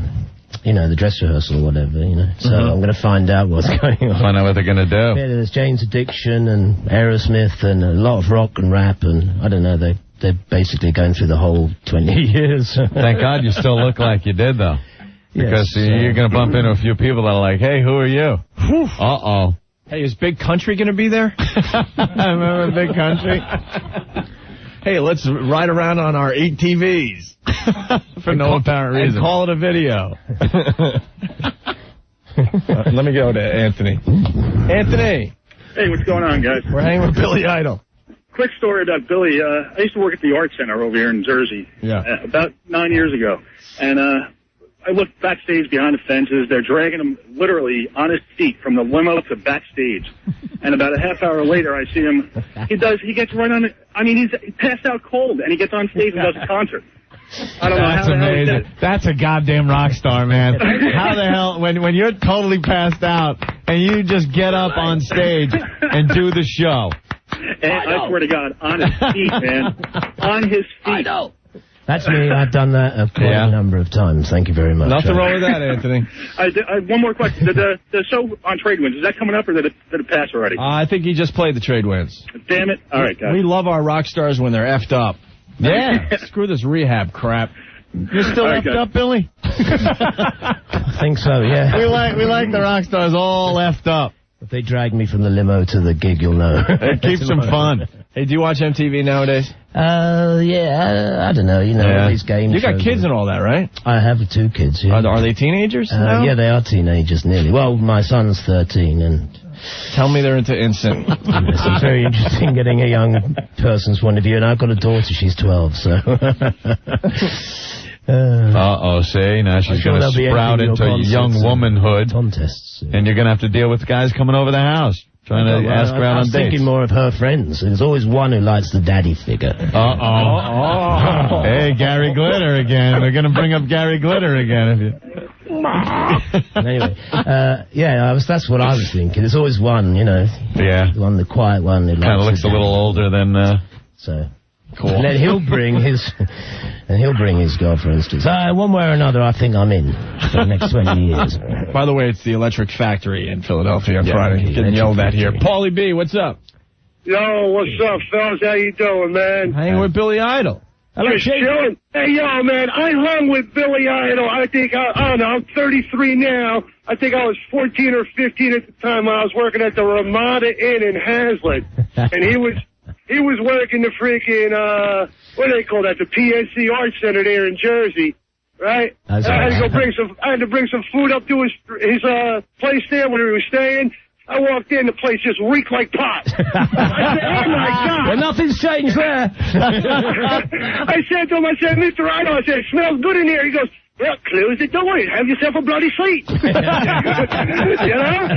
I am, 50 years old, smoking weed with Billy Idol. I got laid 3 times that night. I told every girl that story. Once again, that's a rock star. A rock star right there. I'm telling you, the rock and roll life, man. O&M, it was great chatting with you guys. You scream, I was on your show once before when you were down there in Trade Winds, New Jersey. Just hang up on him. We just played there didn't we just play there? We played there last night, Seabright. Yeah. Carolyn. Hey, how are you? Or is it Caroline, Brian? Caroline Bryan. All right. What's up, Caroline? I just wanted to bring up the fact that Billy Idol's the only one who could have played himself in 1985 in The Wedding Singer 15 years later. Oh, yeah. It does look the same. I'm blushing. Thank you. Yeah, that was good. I saw that. That was awesome. Yeah. Farley bit. Yeah, it's really good. It's really good fun. Actually, Adam Sandler, he really loves playing music and stuff. So in between doing those takes, we were playing, guitars, bass drums in his trailer. Oh, he had to annoy you doing that. Is he any good or does he suck? He's really good. He's great. He could be a really great... I could see he probably at one point was thinking, what am I going to be, a musician or a comedian? That's how good he could be. And what did he decide? Wow, look at you, all funny. Well, I saw you could combine the two. So. All right. Bye. No, he's cool. Phones are exploding now that you're here. Melvin, what's up? Yeah, hi, O&A, what's going on, man? Hey. Yeah, I love Billy Idol. I'm 23 now, but I used to crank it to Rock the Cradle of Love video. Well, wait a minute. Now, that wasn't because of Billy. That was because of the girl doing that split on the bed. Who the hell could forget that part of that video? When that chick does that split on the bed. Oh, God. I've got to admit, I've made all these videos, and that's the only bit anybody cares about. Well, that stood out, though. When you're 14, of course, Billy. You guys rock. All right. Was that from Fort Fairlane? It was, yeah. That was from Fort Fairlane, right? We got all the, kudos, and you got nothing. You did that video from the hospital bed? Well, I wasn't actually in hospital, but I was kind of propped up so I could I was on one leg kind of singing all that stuff. Really? Yeah. From the motorcycle accident, right? Yeah. Goddamn rock star. Goddamn rock star again. Effing himself up on motorcycles. We love our rock stars that mess themselves up. If it isn't the dope or the drinking, it's the motorcycles. I love it. Yeah, but it meant a 6-hour shoot, not a 3-day shoot. So I thought, oh, sorry. I mean, freaked myself up. It's okay, man. Flock, mate. Yeah, flock. Yeah, flock, mate. I heard that. Sure, flock. Jeff, what's up? Yeah, I used to work security. Everyone's got a story. Everyone's got a story. Oh, my God. But this is right after Billy had his accident. Yeah? And he had the cane, and his guys are helping him get up on stage before the show, and the guy can barely walk, and he's stumbling all over the place because his leg is all busted up. And he looks at my friend working the security with me, and he said, something like, can you be a good guy or something like that, and hand me that. Your phone screwed up right at the critical point. No, he says, can you be a cat or something like that, and points this huge bottle of, like, scotch or something sitting on top of the speaker. He, like, chugs 2/3 of it, and says, thanks, puts the bottle down, and it's walking fine. Yeah, that does help sometimes, I gotta tell you. So that's what was wrong with me. Hey, Billy, you remember any of these stories or what? Thank God I can't, no. So obviously I was in the moment. So. Yeah. Mark, what's going on? We're hanging with Billy Idol today. Hey, dude, you guys are great. I was at a concert. I was about 12 years old at a Capitol Theater in Passaic, and Billy got oil on stage. Did that happen? Yeah, it was New Year's Eve. It was New Year's Eve. Billy. If there's anything I can do on stage, it's... Wow. I was amazed. I was 12 years old. It was one of the best nights of my life. One of the best nights of your life is watching Billy Idol get a Hummer? No, yeah, you should have seen the girls around there. I was 12 years old. I was hooking up with 14-year-olds. I thought I was a king. Right. Yeah, well. You guys are great. All right, thank you. Cheers, thanks, man. Thanks for your memories. Yeah. I haven't got any. Are you putting out new material, Billy, or? Yeah, I hope next year. Yeah, next year? Yeah, next spring or something, yeah. He's got that sneer, man. Well, of course, it's Billy Idol. It's a smile these days, Serge, toothy grin, Flatbush Cemetery. Serge, what's up? What's up, man? Big fan of Billy there. Right on. Thank you. Yo, I like that phrase that you say to get rocking you with that snarl, you know, when you lift up your lip. Yeah, I'm doing it right now, all right? Go ahead, Mike, do it. Yeah. Thanks, man. All right. There it is. Hey, thank you. Hey, let's hear from a lady. Jennifer, you're next with Billy Idol. Jennifer. My phone's bad. I'm going to hang up. I'm sorry. No, you're right here. Can you hear me? Yeah. Yeah. I just want to say that Billy Idol has the sexiest mouth with that lip. Yes. Oh, look at that. Did you give Billy a Hummer? Don't I know? All right, Jennifer, thank you. Hummer. Jennifer? Oh, what was that story Ben was telling the other day about Billy? Everyone's got the Billy Idol story. Was it you? About the, when he made or got the phone call from his chick? Oh, no, that was me. I saw it on the VH1 special. Yeah, what was that? That was when he was referring to a certain phone call he took in the baby's room. Oh. Yeah. What's that? Tell Opie that. It's just like it was only so silly. When my baby boy was really small, I forgot about things like the baby monitor, and I went to call this other chick, and I saw him sleeping there, and I was, really laying it on thick, like, hello, darling, I love you, and whatever. And I never thought about the baby monitor, and my wife, I wish it wasn't the wife, was listening at the other end. So when I walked back out to see her with these towels in my hand, because it was by the swimming pool, I could see her looking at me with these really daggers, really hatred. And I thought, wow, is there somebody behind me or something? And as I got nearer, she goes, oh, so who's your darling? Oh, who's wonderful? I was going, how did she, and she held up the baby monitor and showed it to me and said, the baby monitor. So, there you are. I hoisted on my own petard. Live and learn, huh? I'd assume you're not with that lady anymore then? Well, she's a mother of my son. So of course. No, we can't. I got to admit, she took him and ran. I don't blame her. They all ran away screaming. People are throwing Billy Idol stories at me. I don't know where to go. Did you just curse? Yeah, I think you did. Oh, sorry. All right, I'll wait for the delay. Billy, this is Black Earl because he wears black every day of his life. And that's why we call him Black Earl. True story. And he's been at the station forever. You have a Billy Idol story, Earl? you know, we heard a story from the security guys that said, who was that dude that walked in here? And I went, that was Billy Idol. He goes, yeah, we saw him walk right into a stone wall. I don't know. Gee, thank God I can't remember any of that. Hey, some of it. The good parts. Sure. Joe, you're next with Billy Idol. Me? Yeah. How you doing? This is Joe Brown. I'm from Philly. Yeah. One time about maybe 15 years ago, I was young. We went on a school trip to Florida, and we snuck out of the hotel, and we got all drunk, and we got stuck in the pouring rain. I didn't know where I was, and Billy Idol pulls up in a cab. I'm soaking wet. He lets me in the cab and drives me back to the hotel. And then I gave him a Hummer on stage. Get out of here. I didn't get my Hummer, but he gave me a ride back to the hotel. I don't know where I was. Is that a true story? Come on. It's a true story. Billy Idol gave you a ride home. In a cab in the pouring rain in Florida. See, Billy, it was probably some guy maybe resembled you, and this guy's been telling people Billy Idol gave him a ride home. Well, it's a bloody good story. It's a 10 out of 10. Give him a 10. That's not swearing bloody, is it? All right. No. Let's go to Ronnie. Ronnie. Hey, guys. How are you? Hello, Billy. How are you? Thank you. Great. Thanks, mate. Guys, I got 17 years with the NYPD, and I told the screener what department I worked in, but I stopped Billy's limousine from JFK to, I guess he's heading to Manhattan, and the driver tells me who he's got in the back. I kind of call his bluff, don't believe him. He rolls the window down. Billy snaps his shirt from one of the girls, covers his schween with it, and he's in the back of the limousine with 3 naked, beautiful broads. I let him go for that reason. And you also gave me an autograph that was during the Cradle of Rockstar. Naked in the back of the limo with 3 naked, beautiful girls. You didn't bat an eye. You said, hello, what's the problem? You didn't see the lights. You didn't hear the siren, Billy. It was great. The guy pulled off right at Atlantic Avenue, right off the Van Way. That's Take care of yourself. Good luck, Billy. Got some new stuff. I can't wait to hear it. All right, thank you very Next much. year, yeah. I should tell that guy from Philly that just called Billy Idol Friday at the Electric Factory. How the hell, man? I could only imagine. I can only imagine. Really? kind of a memory lapse a little bit. I'm glad I wasn't wasting any of my time anyway.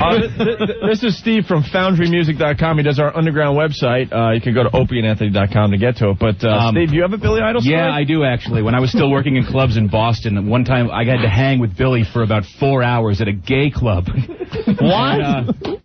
It was a club called Venus. Hold on, he's going to beat the crap out of you now. No, he's not. He was actually really cool. It was you were playing with Neurotic Outsiders, which was Duff McKagan, yes, that's right. John Taylor, Steve Jones of the Sex Pistols, and afterwards, the only clubs that were open were gay clubs. And I remember you wanted me to call a strip club downtown at like 2:30 in the morning and have them reopen the place because you wanted to go look at strippers. Oh, well, thank God I had my head screwed on. Everyone's got the Billy Idol stories. This is amazing. I feel bad we don't have girls around here that he could just bang while we talk to them. Oh, we didn't prepare properly for the Billy Idol segment, Anthony. Sandy Kane is here, so we might have to show him Twatto. You want to see something? You want to see? You've seen it all, right? Being a rock star. He doesn't remember it, but he's seen it all from the stories I've heard. I think we could show you something, Billy, you've never seen before in your life. Yeah. What do you think of that? It's pretty sick. Bring in Sandy Kane. But keep her far away. Yes. Keep her far away from everybody. Do not touch her, Billy. Look at this thing. Look at this. Oh, my God. Can you believe this, Billy? What's wrong, Billy? Look at everybody's face. Hot, right? I've actually met her before. Hello. Hi, Billy. Hello, I'm a darling. big fan. I used to work at the Metropole Cafe dancing and dance the white wedding all the time. Oh, fantastic. Oh, yeah? Pretended I was married to you. She was 50 back then. Back in the old days. I got my own, so it's cool. I got my own church. All right. Well, you know something, Sandy? My own penis. Can you say that? No. Put down Mr. Dildo. Say anything either. So. Put down Mr. Dildo. Okay. No, turn him off because he buzzes on the microphone. New Ever-Ready. Yeah, I see. It's really moving. So it's all right. Don't be offended. Billy, is it your nightmare that someday you might only be stuck with women like that? You know, this guy, 3 beautiful naked girls in the backs of limos. Stay young like you, Billy. And then after a while, you never know what'll happen, but it's her in the back of a 62 Rambler. Hell, I think there's enough E in this world to make Sandy look good. What? You turn the lights out. Smoke some crack. Smoke some crack. You would need so much crack, Sandy. I mean, I couldn't imagine the amount of... Oh, not that crack. Now, Billy, we got to show you something here. I should have taken off my Yeah. Well, you know, do whatever you got to do. I really have to. The top part isn't even where the nightmare begins, my Billy. whole life. I never wanted to do that. I'm an Orthodox Jew. I want to apologize to Billy Idol. This is the best we have for him. Isn't that awful? No, you know what it is? Billy's seen so many beautiful, gorgeous women. We figured we'd go to the other side of the spectrum. You never know. And really show you something. Yeah, look at this. People are just sliding away. Now, Sandy Kane. What about you, man? I like men. Men can be like not so hot and... I'm still a boy. Oh! She's bending over. Don't bend over. Yeah, she does. She farts, Billy. It's awful. All right, we got to get her a little closer to Billy. All right, what you got to do, Sandy Kane. You back up. Sandy Kane, could you listen for a second? Yes, I can. All right, walk over this way a little, but not too close. Now stop right there. Now, Billy, what you're about to see has been named Twatto. Did you ever see Total Recall, that movie? Yeah. And you remember Quado? It was that thing growing out of, I must go to see Quato. Well, we have named this thing Twatto because it seems to have a life of its own, and it is growing out of one of the areas that might have a nickname closer to that. Okay. Sandy, if you would please show Billy Twatto. Are you ready? Look at this thing. Jesus. What is it? Have you ever seen that? What is it? Oh, my God. I mean, you've been with a lot of women. You've been with a lot of women, Billy. Am I that unique? Have you ever seen that on any woman? What is that? You're unique, darling. Is that horrible? You're all unique. Oh. What do you think, Billy? It's hot, right? Lovely. What is that? It looks like... Band-Aid on there. Or something. It's a Band-Aid?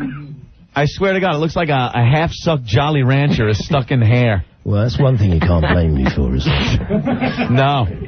Looks like half an ear. Half an ear. Can't you get that taken I off? was taking a bath and I said, "Thank God I got you," because I'd never do this show unless I had Twatto. True. Why don't you get that? I have a hemorrhoid in Twatto, and that's all they like about Oh me. yeah, show them the I took hemorrhoid. voice lessons, guitar lessons, ballet classes, but now Billy, they like my hemorrhoid Billy, and my Twatto. would you and the boys like to see the hemorrhoid? I'm just saying. Thank God my mother fed me a lot of gefilte fish as a kid. Oh, they came out swimming. All right, Sandy, really fast, if you will. Okay. There you go. Show. I didn't stop a show the Taco Bell, hemorrhoid. so it might not be out. All right, not to. Just show it. For you, white wedding. Don't get any closer. Can you shake her hand for me, Steve? Oh. You want to see 2 milkshakes? Stop shaking and show your hemorrhoid. Give him a, Show that roid. I think Billy would rather... Look at this disgusting thing. Look at this. Very nice. What is that? What is that?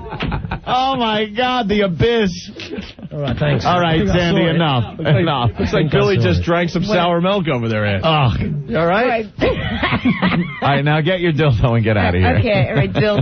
You could always shave So you want me thing. for... Anyway, Billy, thanks, Liam. That was a great record, White Wedding. It's about 20 years ago, but... What about Black Wedding? What are you, a racist? Oh, Sandy, please, leave. It says Black Wedding. In the song, it says Black Wedding, but in German. So there you go. You don't have to justify anything to her. What, did she stink the joint up with her stank ass? Well, that was Billy Idol. Very refreshing. Billy, we just want you know why everyone shows you these gorgeous women. We wanted you to leave with something that you'll remember. Something I can't expunge from my memory. Right. Billy wishes he had eyes without a face right now. Oh, very good. Face without a nose. Yeah. You don't have to leave yet, right? We have more time with you, right? Yeah. All right, cool. We got to take a break. We're hanging with Billy Idol. There's many people standing by with Billy Idol stories. One guy said on line 9, he says, waiting 15 years to tell my Billy Idol story. Wow. So we'll go to him next. Well, there's radio, there's edgy, there's psychotic, and then there's O&A. The Opie and Anthony Show. You guys are an undisciplined child wielding ultimate power. Anthony Kawasaki Sports Center. Nice weather. What does that mean? Ride around on a beautiful Kawasaki motorcycle. If you're thinking about buying a motorcycle, check out Kawasaki Sports Center in Pompton Plains, New Jersey. They carry a full line of Kawasaki Ninjas, including the Ninja ZX-6R. They're still discussing Toronto over there. Go ahead. Which was named Cycle World's best middleweight sports bike. Full line of Kawasaki Fire and Steel accessories for the Vulcan Cruiser. Kawasaki Sports Center, been in business for over 23 years. Customer service is their number one priority. Award-winning service department takes care of anything from an oil change to totally customizing your Kawasaki. Stop in, ask for Gary, and pick up a WOW sticker while you're there. Kawasaki Sports Center, located at 566 Route 23 North in Pompton Plains, New Jersey. 5 miles north of routes 80 and 46. 2 miles south from route 287. Call them up, 973-831-1930. Opie, Anthony, 1027 WNEW. And we're back with the Opie and Anthony show. In the studio, Billy Idol. He's in town to do the MTV thing, Anthony. He's going to be live tomorrow night. Yeah. And on Friday, he's playing the Electric Factory in Philadelphia. This girl saw you last night, Jenna. Jenna, what's up? Hey, what's up? Hey. Hello, Jenna. I just wanted to say. Hold on. Yeah, you got to watch that one. Sorry. You could just say you love him. Okay, I love him. Okay. Yeah, and he was great last night at the Trade Winds, man. I was front row center. And we're listening. That's what I wanted to say, man. Thank you very much. It's great. Oh, thanks. She is so stoned. How stoned are you, Jenna? I'm not stoned, man. Last night I was. It was great, though. Are you so stoned that you forgot what you actually called to say? What did I call to say? I'm reading the monitor. It says Jenna. And that is your name, right? That's my name. And then it says, met Billy last night in Jersey. Did that happen? Yes, it did. And then it says, he kind of grabbed onto me at show. Yeah, ask him if wait a minute. Now are you admitting that you forgot what you called for? No, I'm totally not. Ask him if he remembers me. I had bleach blonde hair, right in the middle. Oh, yeah, I remember you. Do you? Just down there. Did you pull out your cans? No. He totally remembers you. Billy, what was she wearing? Yeah, just down. She probably had black on. You had black on, right? I did. I had a Vice Squad shirt on. Thank you very much. Thank you. I said I saw you. Black is the safest thing. They never want to believe it. These, they don't understand. The audience and the singer on the stage, they don't understand that we have a symbiotic relationship. And Billy, what color hair did she have? Bleach blonde. It was sort of she said that. Damn.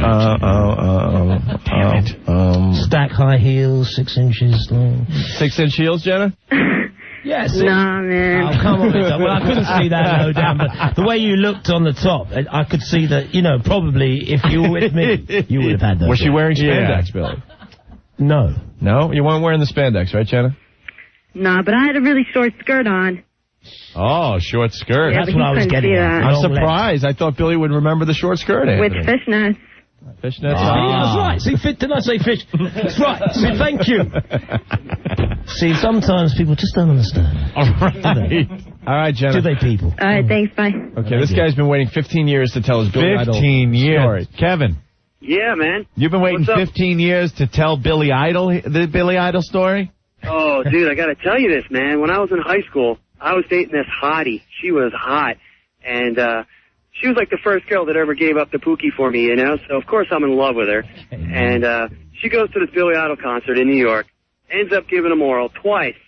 Gave him a Hummer twice. Oh, my God. So she comes back to school the next day, all right? Your little girlfriend. She tells me all about it. And then she dumps my ass in the lunchroom. Just completely dumps my ass, so everyone knows in the whole school knows that you this wouldn't girl want dumped me. sloppy seconds, would you? So it's like she's like tainted goods, You were humiliating your girlfriend. Gave Billy Idol 2 Hummers, and then she broke up with you in the lunchroom. I feel so you obviously kissed her first. It was the first girl that I ever got the Pookie from, So how the hell do you compete against that? You can't compete against Billy Idol when you're in high school. You're a dopey high school kid. And you know what, though? I got the last laugh, because I went to the high school reunion. She's got 5 kids now, and she's built like a globe. Really? Well, I got the last laugh. I think I got the last laugh. Yeah, Billy got the last laugh. I'm still laughing. Hey, Kevin. Yeah, bro. Did you totally hate Billy Idol for a while? Oh, I wanted to kick his ass, man. I wanted to beat him like a redheaded stepchild. Let me tell you. To beat you up, Billy. His girlfriend gave you a Hummer twice. And, you know, I'm a DJ, so every time someone calls, they're like, hey, could you play some Billy Idol? I'm like, no. Fight me. He still holds Fight my ass. He still holds a grudge. But you know what? No hard feelings, though. It's all right. You know, it's all good. So You finally got it off your chest. Nobody comes away unscathed with me. So, you know, it's all right. But I had to tell you that story, you know? Yeah, thanks, Chief. All right, buddy. All right. Cool, thanks. Take care. Keep playing my records, though. That's funny. That is funny, man. D. Hello? Hey, you're on with Billy Idol. Hello, D. Oh, my God. I know. Billy? I know. Yes? I just want to say, I'm 19 years old. I still think you are so hot. Thanks, darling. Thank you. Oh. Hey, you're just what I was talking about earlier. The 19-year-old, the daddy fixation. And that blonde spike here. You just want a Justin Timberlake who's 45, right? I know. Well, Oh, my God. I'm, like, shaking. See? Now hold the speaker up to your... No, anyway. I think it was on another radio show. Yeah, but, thanks, darling. Anyway. All right, okay, D. lads. Well, thank you, D. Thank you. All right. D. I think we got to get Billy out of here in a few minutes, but get Jim Norton in here. I just saved Jim Norton's Norton ace. They probably do that. Jim, you all right? Love you. Yeah, thanks, man. You love me? Yeah. Say hi to Billy Idol. That's Hello, Mr. Idol. me. How are you? I just came in to get a picture with you, and I got stopped out in the front because apparently I had another registration sticker, and they said my license is suspended because I didn't pay a ticket. Oh, boy. 3 years ago. 3 years ago? Yeah, and the guy called Opie and talked to him, the officer, so Highway Patrol 4. Thank you. Nice. Very nice, the guy. Yes, He could have really busted me, and he let me go, so thank I love the cops, man. I do love the cops, and he let me go. Nice. Hey, can you tell the national anthem story, Billy? National? Were you cursed through the whole... No, I didn't really. That was just on television. I was just trying to explain the feeling you get if you play the national anthem. Boom, boom, boom, boom, boom, boom. But I suppose everybody thought that I was swearing while I was doing it. No, I was just saying the spirit of the thing was... Come on, let's do that. Right, I wasn't actually doing that as a baseball for little kids. But the attitude behind it, they know that behind it is the essential attitude, which is all that. That's what I was... Okay, I got you. Chris, you're next. Hey, boys, what's up? Hey. Hey, Billy, how you doing? All right, thanks, Chief. How are you? All right, hanging in there. Back in 1986, my dad used to work for Premier Drums, which your drummer Tommy Price drummed on. That's right, yeah. All right, you did a show in the Spectrum, and the Rectum, yeah. Right, and my dad got us backstage, me and him backstage passes. So the only thing I had to wear other than a polo shirt was a Bon Jovi shirt. So I come walking in, and like I shake your hand, meet you, and you know how you doing, everything. And my father introduced me, and you looked at me, he's like, what the hell is that? I was like, it's the only thing I had to wear. You know, I was 16 trying to look cool.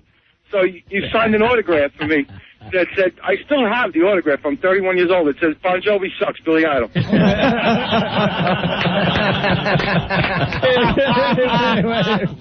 She didn't really, but... Can I ask Billy a quick question? Yeah, go ahead. All that his buttons. Billy, I saw your Storytellers on the, I think it's VH1. It was incredible. Is it coming out on CD? I hope so, yeah, actually.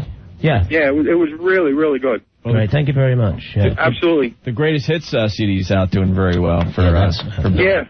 So, all right, Chris, thank you. You boys are the best. Thanks, Chris. Right on. All right. Jeff.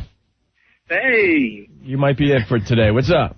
Not much. I just want to say thank you, Billy, for all the poo-tang you got me. Yeah, thanks, Jeff. How did he get you poo-tang? Yeah. Okay, I used to work at a nightclub in upstate New York as a bouncer, and well, I talked a girl into going outside for a little bit of break and popping his tape, and next thing you know, we're going at right on top of the car. Happened many a time. You can see my influence in it all. Many a time. My nefarious influence. All right, Jeff. All right, thanks a lot. Okay. All right, rock on. Hey, Joe, what's up? Hey, what's going on? Hanging with Billy Idol. I just want to say hi to Billy Idol. First off, not only was White Wedding the first song I got peace to, but my God, those Generation X records, I seduced so many dirty punk rock girls, it's unfriggin' believable. Billy, you friggin' rock, man. Yeah! dirty punk rock girls. Man. Yeah, they were great, though, weren't they? The dirty punk rock chicks? Oh, yeah. Yeah. Well, we got to get Billy out of here.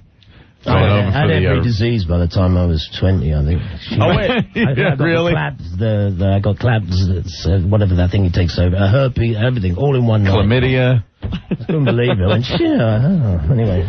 Speaking of that, Mike has a question. Mike? Hey, what's up, guys? You might be the last question. Let's go. I was just wondering if, after Billy being all those years being a rock star, if he had any, health concerns, not really sexual, just in general. No, I don't, actually. I'm very lucky. Really? Yeah. He looks great. That's cool, man. I don't know how I... Damn guy doesn't age. I don't know. All right, thanks guys. Billy, you rock. Yeah, thanks. You rock, too. All right.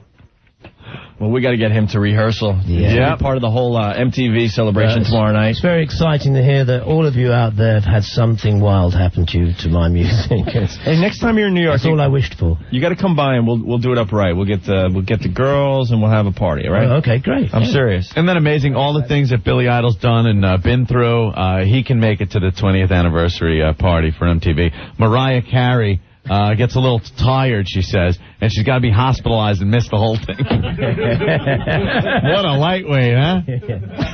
Yes. Thank you very much. See, that's what I've been thinking. Right. Where's all these other people? Look at you. You're there. That's it. They can't take the glow of the television camera on them. Right. I can stand there and say 45 and I haven't got a wrinkle I don't care about. Thank you. Yeah. And on that note. Yeah, leave on an up note. Billy Idol, everyone. All right, thank you very much. Hey, this is Billy Idol, and I'm wild and I'm crazy, and I'm listening to Opie and Anthony. Hour by Opie and Anthony. Serving New Jersey, Connecticut, Long Island. This is 102.7 WNEW, New York.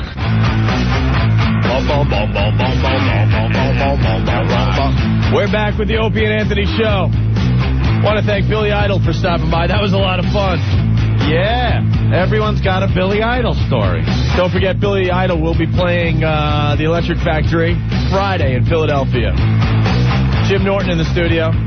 He almost got arrested. Came close, huh? Once again, I got to thank the guy, the cop from, I think it was Highway Patrol 4, he said he really... Well, give me a break, he didn't have to. Don't give too much information. Well, that's what he said to say that. He said Highway Patrol 4, and that's okay. Well, what happened? I was just coming in. I figured, because I have Caroline at 7, I have an early thing with Chrissy and Maggie, so I'm like, all right, well, I'll just go stop in, say hello, and get a picture with Billy Idol, because he's a rock star, and I'm a nobody. So the officer stops me. I think I had, like, a no registration sticker on. Oh, boy. And there was a ticket years ago that I had, like, forgotten about. It was like a $35 ticket. Uh-oh. So they suspended it in New York, so whatever I have to do to pay it. Well, it's a lot more than $35 now. I don't care. I'll pay it. It beats going to jail. All right. I'm a little guy, and I'm seasoned veteran of jail. Yeah. Hey, are you going to help us with Sex for Sam Friday? Yes, as long as it's not going to get me in jail. Right. I'll help you. Yes. Yeah, I'll help you. You're a little nervous about it? Uh-huh. You're going to be a spotter. All right. We got the couples. They're calling like crazy. We have Rob and Megan, I think. Hey, Rob. Yo. You and Megan. You guys want to do the Sex for Sam on Friday? Hell yes. We haven't talked about this in about an hour. You want to set it up real fast, Anthony? Sex for Sam. I heard you all day on the radio. Hold on. We're not doing it for you, Rob. Now, you pipe Play down. along. Yeah. You pipe down for a minute, Shenanigans. Pipe down with your shenanigans. Shenanigans.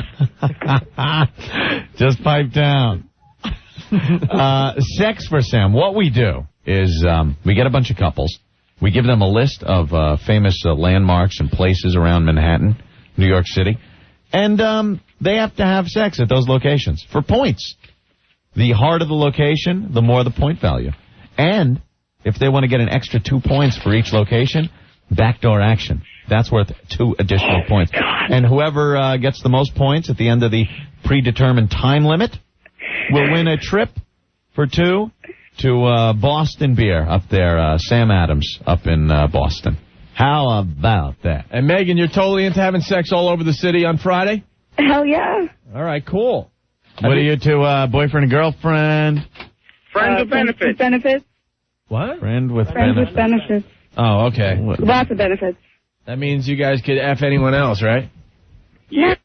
What happened there? She goes, not necessarily.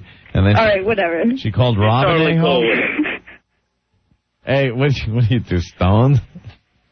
Who, me? I'm always. Yeah. Are you hot there, Megan? Megan doesn't sound like she's. Yeah, Rob, did you force her into this? No, you just got to get her. I wanted to talk to Billy Idol, but that's besides the point. Bye. We don't need that. No, we got plenty of couples that are willing to do this. We don't need babbling people and a girl that just wanted to talk to Billy Idol. That's why we need 4 fun couples, you know? Yeah. They were annoying. Okay, we got another clip from last year's Sex for Sam, just to give you a little taste of what's going to happen on Friday, Anthony. Psycho Mark, who no longer works with us, unfortunately, because he decided that he really needed $2,000. Anyway. I like Mark. He's got moxie. No, we like him, but he's stupid as all hell.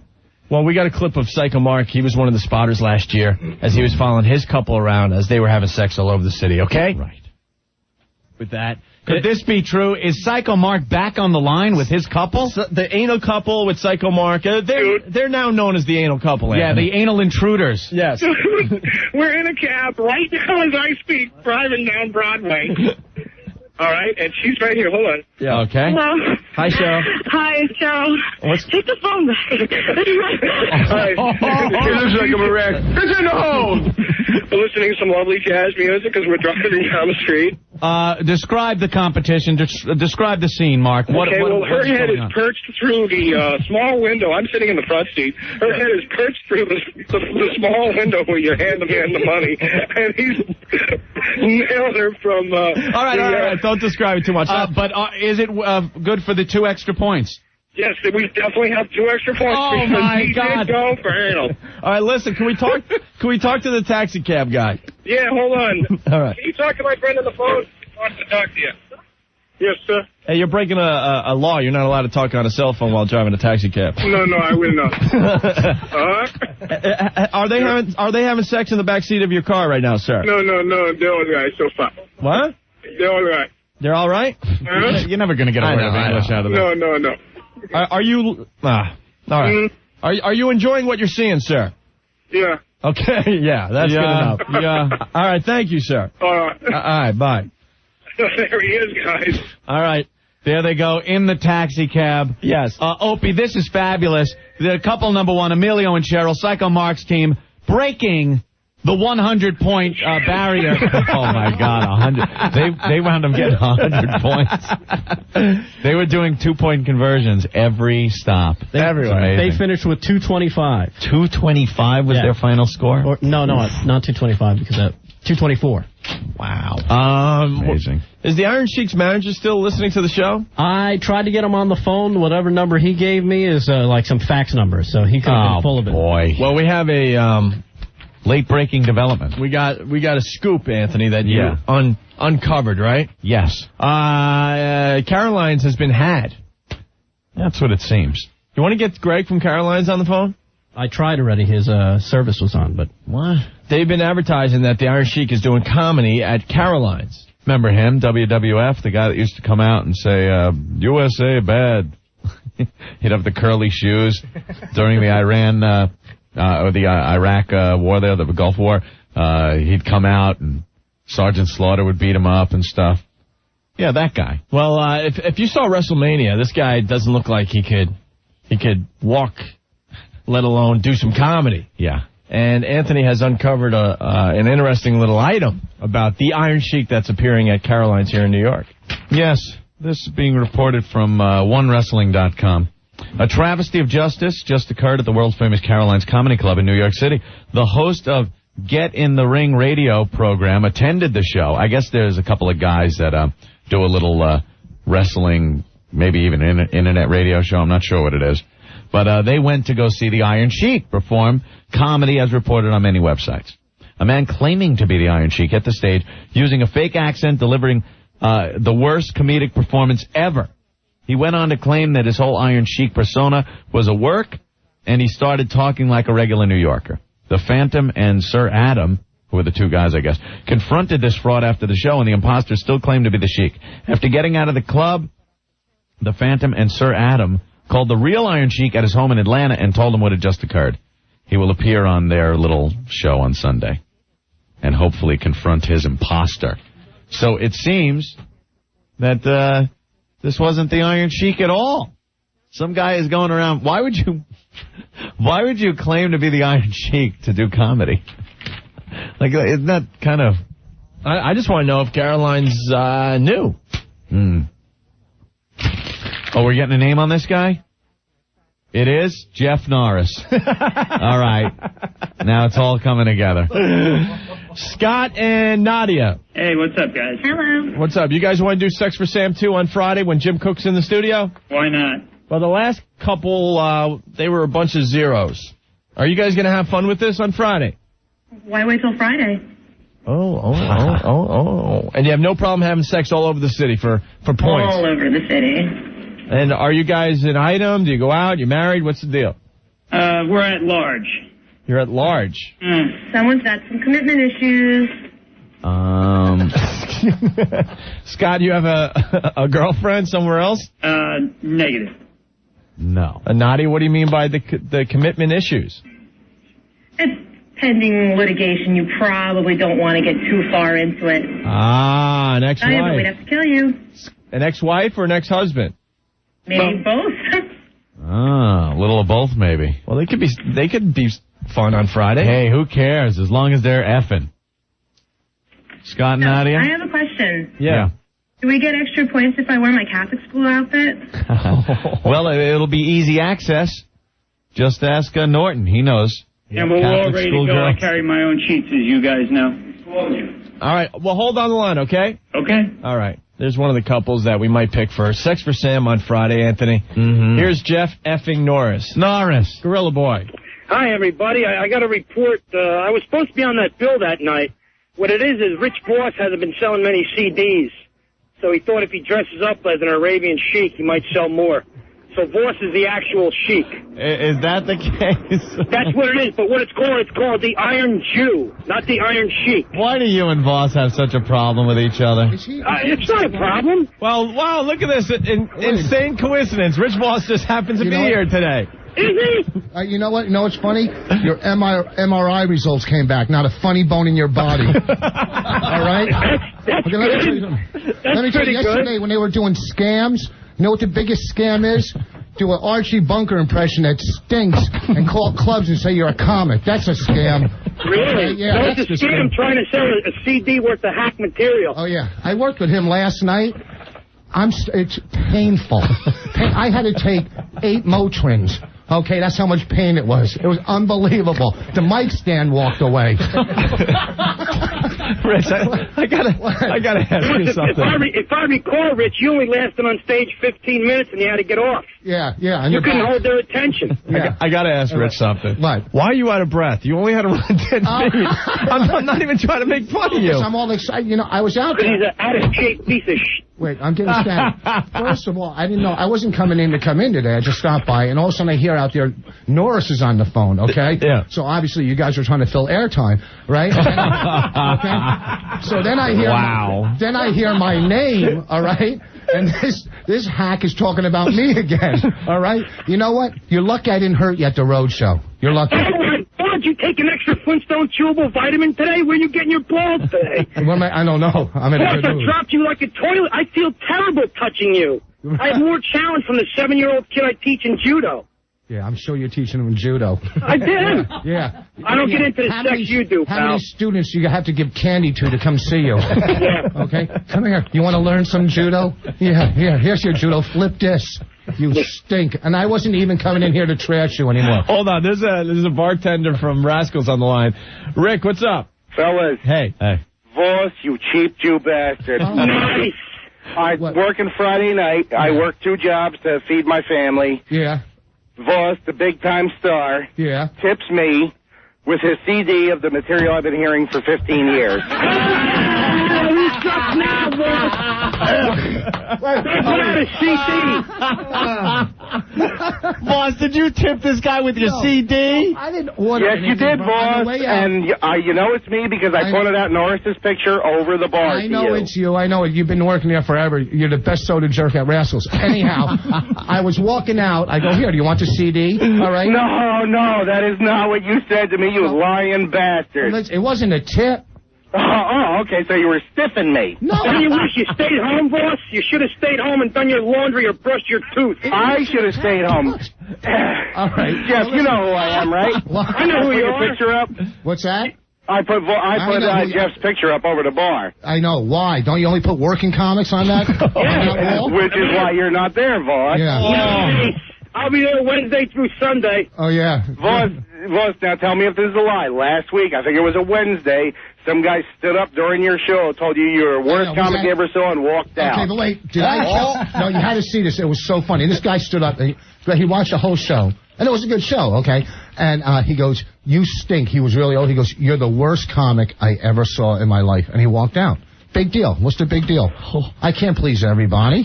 Well, you know, I got to go pay my son's daycare bill tomorrow, and I'm going to give him a check and a Voss CD and see what they do. Well, you know what? Throw your kid out of school. First of all, go back to school so you don't have to be a bartender in the back bar at Rascals. I'm also an electrician, you hack comic. I've been there 16 years. Voss has never changed his act. Oh, God. Oh, God. See, Voss, I was just going to break your chops, but now you're making me be mean to you. Oh, okay. I never changed my act. Yeah. All right. You know what? It's a tack, boss. I just came by to say hi. Norris, I really don't have anything against you. All right, Rick, thank you. And, you got it. And Gorilla Boy, thank you. Thank you. All right. We got to go back to the Phantom. Oh, Gorilla Boy. I got him again, though. Is this the Phantom? Yes, this is the Phantom. The guy that went down with your partner there, and you went to Caroline's to see the Iron Sheik. I cut work for this. We heard the Iron Sheik was going to do comedy.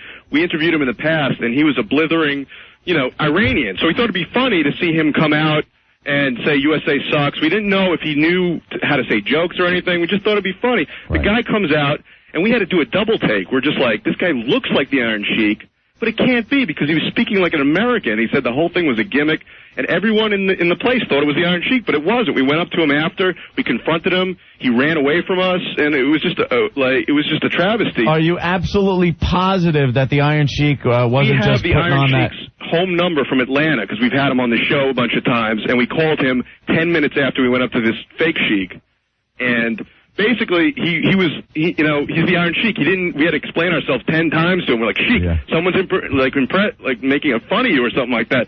And the Sheik was like, huh? Dude, you want to do your pals Opie and Anthony a huge favor? Yeah. Can we have the Iron Sheik's phone number? Yeah, what the hell?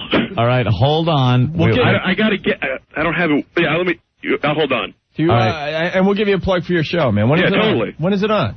It's on Sundays at noon. On 1240 AM WGBB and at www.wgbb.com.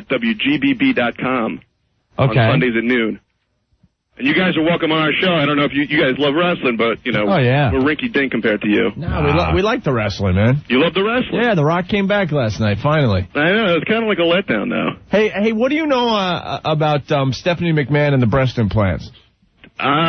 They have to be there. They have to be. They have to be. She's been on our show a bunch of times and said she would never get breast implants. And has also admitted to us that she feels like her boobs are a little saggy. Yeah. Man, I mean, I have, because I'm a loser, I tape all these Raws, and I got to use, sound clips and stuff like that.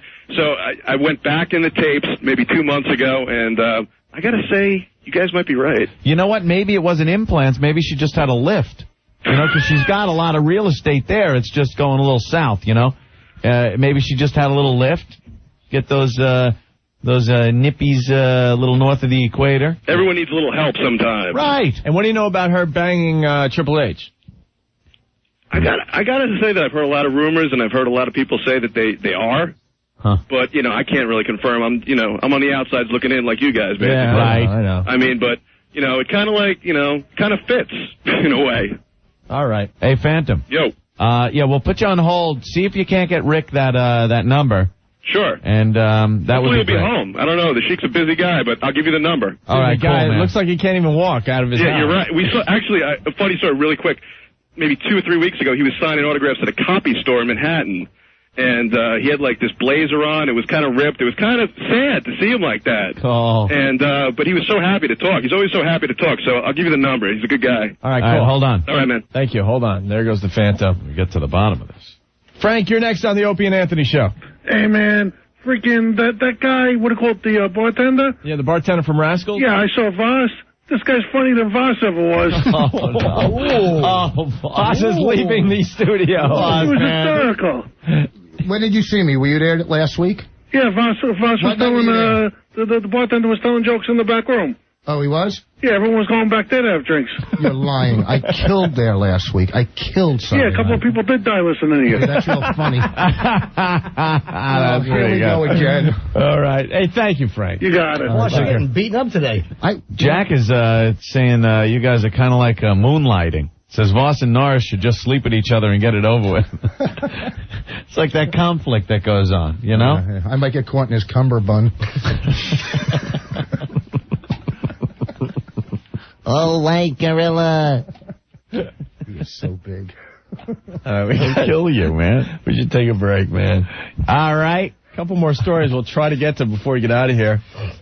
2 more ladies kind of touched the wrong way at a upscale massage place. 2 more, huh? A place that is advertised on our show. And some more Tyson stuff. Okay. And if you're not in the New York area, give us a call. 866-277-4WOW. Have you ever seen the people that listen to the show? Opie and Anthony. Toothless, drunken white trash. Hey, got rules. Anthony, Pinnacle horny goat weed. Yes, the whole country finding out about Pinnacle horny goat weed. It's an exciting herbal complex, and it enhances your libido and sexual performance. So if you're slacking in the sack, you know what I mean? Maybe you've been in a relationship for a while and you're not getting your F on as much as you used to. Is that happening? You know what's going to happen, guys? Your chick's going to take off on you. She's going to find someone that slams her like you used to. And then what? Be like that poor guy that's She's going to take off girlfriend. She's and going to hang with Billy Idol. She's going to give Billy Idol 2 Hummers and dump you at the lunch table. You got to be slamming her good. How do you beat that? Ever. That's great. Ever. With Pinnacle horny goat weed. When it comes to better sex, don't forget the 3-piece pleasure, passion, and Pinnacle. Get it at GNC, the Vitamin Shop, and other fine health food stores. Or call them up 1-800-899-5323, 1-800-899-5323. Pinnacle horny goat weed. Opie and Anthony. 1027 WNEW. And we're back with the O&A show in the studio. Rich Voss, Big Kev, Jim Norton, and you checking us out. So what's the deal with Mike Tyson? Yeah, the past few days have just been phenomenal with Mike Tyson's stories. There's stories of alleged rape. There's stories of maybe not a rape. Maybe it's just the way Mike makes love. Women going to the hospital, having to be stitched up. Stitched up? That's what I'm reading. I could be very large. And sometimes my lovemaking causes bleeding.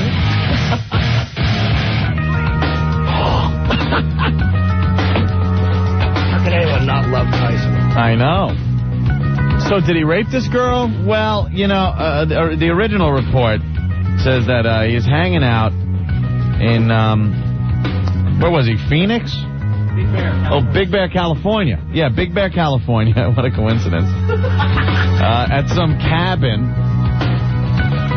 And he had sex with some woman. And she says it was rape. Now, I think Mike might want to steer clear of that.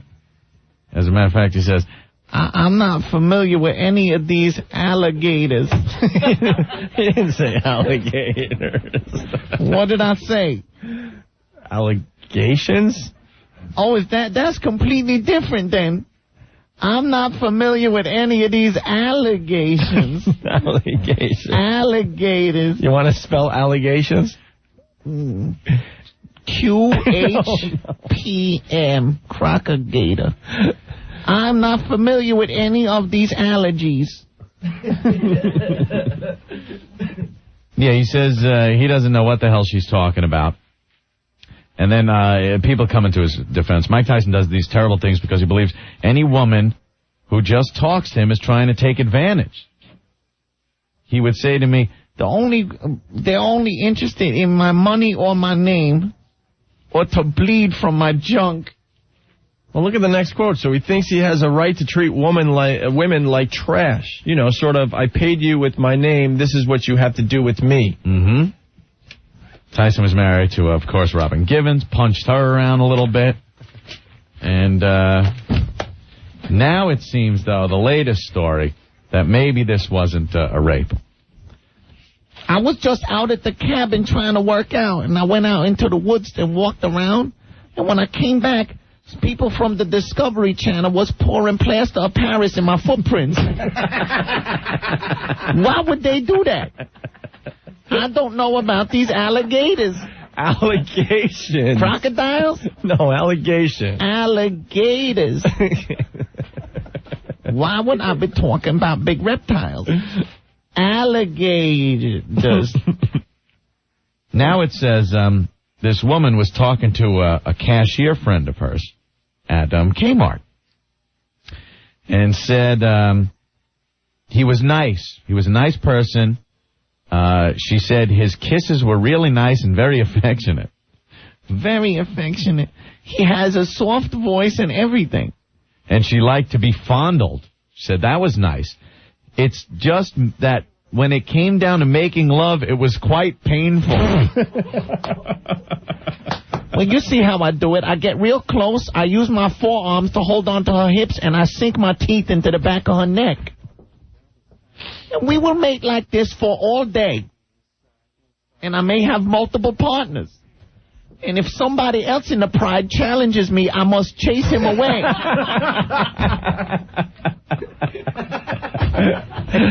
Hell, the guy punches his pet tigers in the ballies. Yeah. Of course sex with this guy is going to be painful. What does Jackie have to say? Jackie! Oh, hi. How you doing? Good.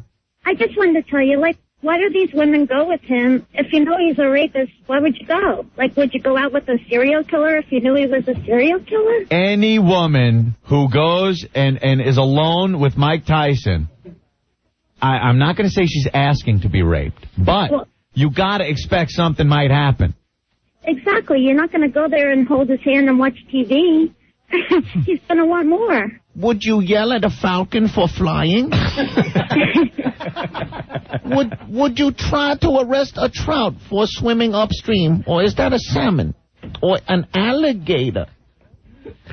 Mike Tyson, yin yang party. Now I'm going to rape your ass. Dan, what's up? Mike Tyson is twice as funny through the megaphone. Oh, Jesus Oh, we forgot the megaphone. You forgot the megaphone. What happened? All right, hold on. Hold on. Find your megaphone, Mike. Hey, there we go. Now I'm back again. Stupid twat. Wait a minute. Oh, this is a good part of the story, too. The woman talking to the cashier. The cashier was still giggling when she drew a picture meant to represent Tyson's genitalia. The cashier told her the lovemaking caused her to bleed. That's what happens when you hop on the Mike Pogo stick. You're going to get hurt. I call that, you are working my heavy bag. Rat-ta-ta, rat-ta-ta, rat-ta-ta. I'll be slapping that thing. You can't yell at let's say, a boa constrictor for eating a rat, could you? So why yell at Mike Tyson for raping chicks? They know what they in for. Alligator. Allegedly. Alleged crocodile. Allegedly. Alligator. Allegheny. Mountain. Martin, what's going on? Nobody loves how me. you doing? Everybody hates me. I'm going to eat some worms. I'm very sad. No girls really love Mike Tyson. And I need love. I need love. Please love Mike Tyson, or I'm going to rip your vulva out. Hey, Mike. What, Martin? Can Mike Tyson stay out of trouble for one day? Martin. One time. All right, you guys are... Devin, what's up? How you doing? Good. You should use the Bobby Knight line. When rape is inevitable, you might as well lie back and enjoy it. Was that Bobby Knight? Yeah, Bobby Knight did I believe say that was Uncle Wesby. He used to be a weatherman here in New York City. How do Mike know that? I take the Zoloft to keep from raping y'all. That's right. The new commercial for the Zoloft.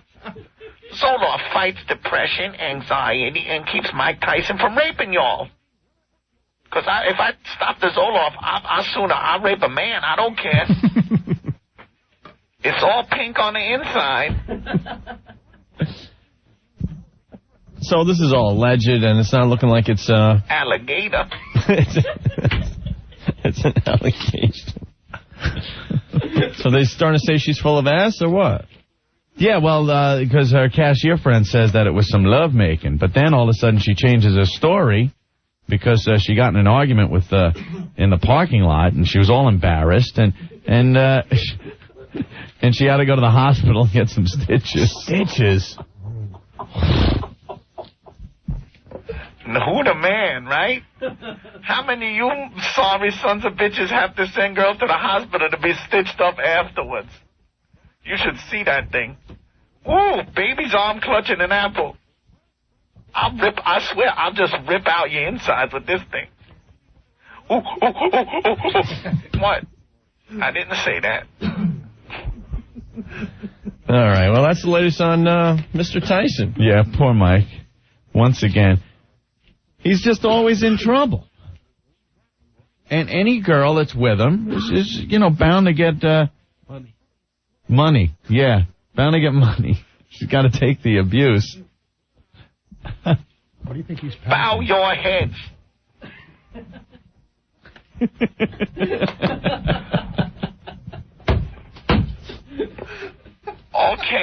Okay, Dave. I'll make sure all the humans stay here. I'm afraid of the water. I don't like running through the water. Hey, look, it's Dirk Diggler. What? Is this true about the girl? Fred. Yeah, did you guys notice she was 50 years old? Yeah. She was 50? Yeah. Read the article. Yeah. Yes. Read the article, thank you. I like the old broad. All right, Fred. She was 50. Yes. Ugh. Awful. She was 50, yeah. Yeah. Oh.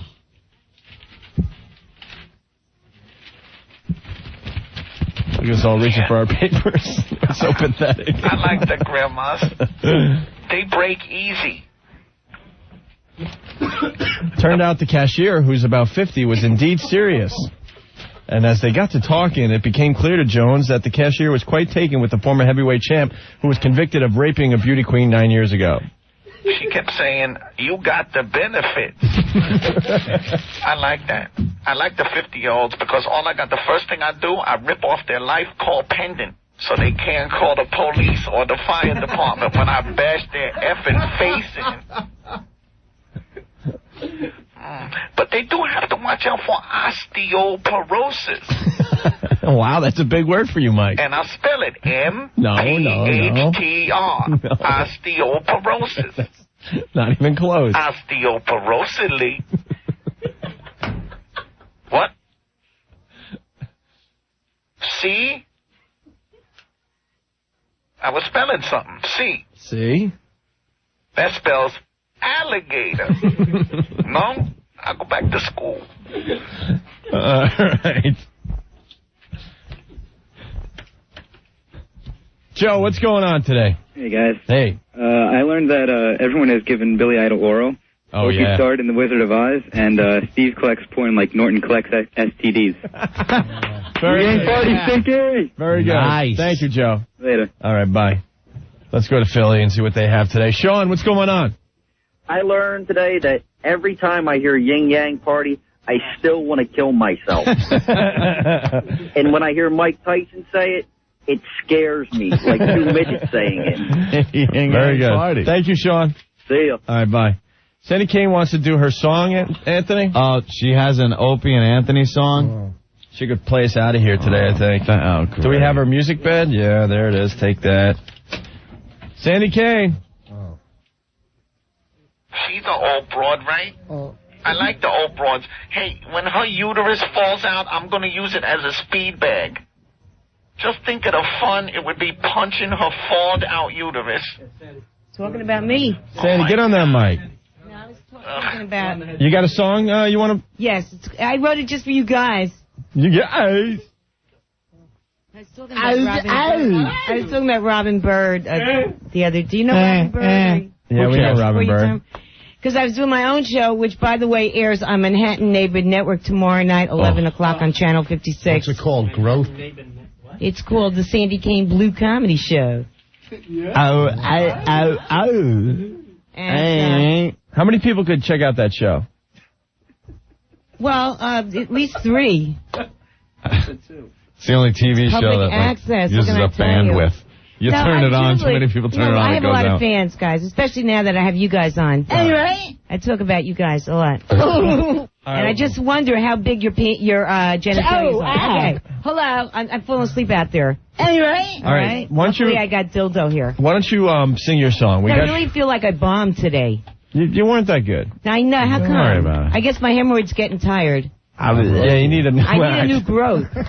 You and Rich Voss. I'm going to check my body out for another. There's got to be something else. That was too easy, though. Come on. Let's clear the air. Have you guys ever seen me fail? No. I like Rich Voss. You make me laugh every time I see you, and that is the truth. But that was too easy, I though. don't mind it. So nobody's perfect, but All right, listen, we don't have much time left. So if Opie, you're where gonna... do you hear this song? All right, this song is about I had Ant a and wet dream about you guys. Oh, and that's wow. when I couldn't. Get ready to throw stuff at Sandy Kane. What's happening? I mean, it's the All right, truth. here's the music. Shut up. All right. Get ready to sing. Here you go. Opie and Anthony, guys, I love you so. I show you my hemorrhoid every time I do your show. Oh, Opie and Anthony. Opie and Anthony, guys, I love you so. I show you my swat so every time I do the show. Oh my God! Opie and Anthony. Opie just screamed her in the midsection with a card. Opie and Anthony. It's dumping the garbage pail on her head. Kid and people.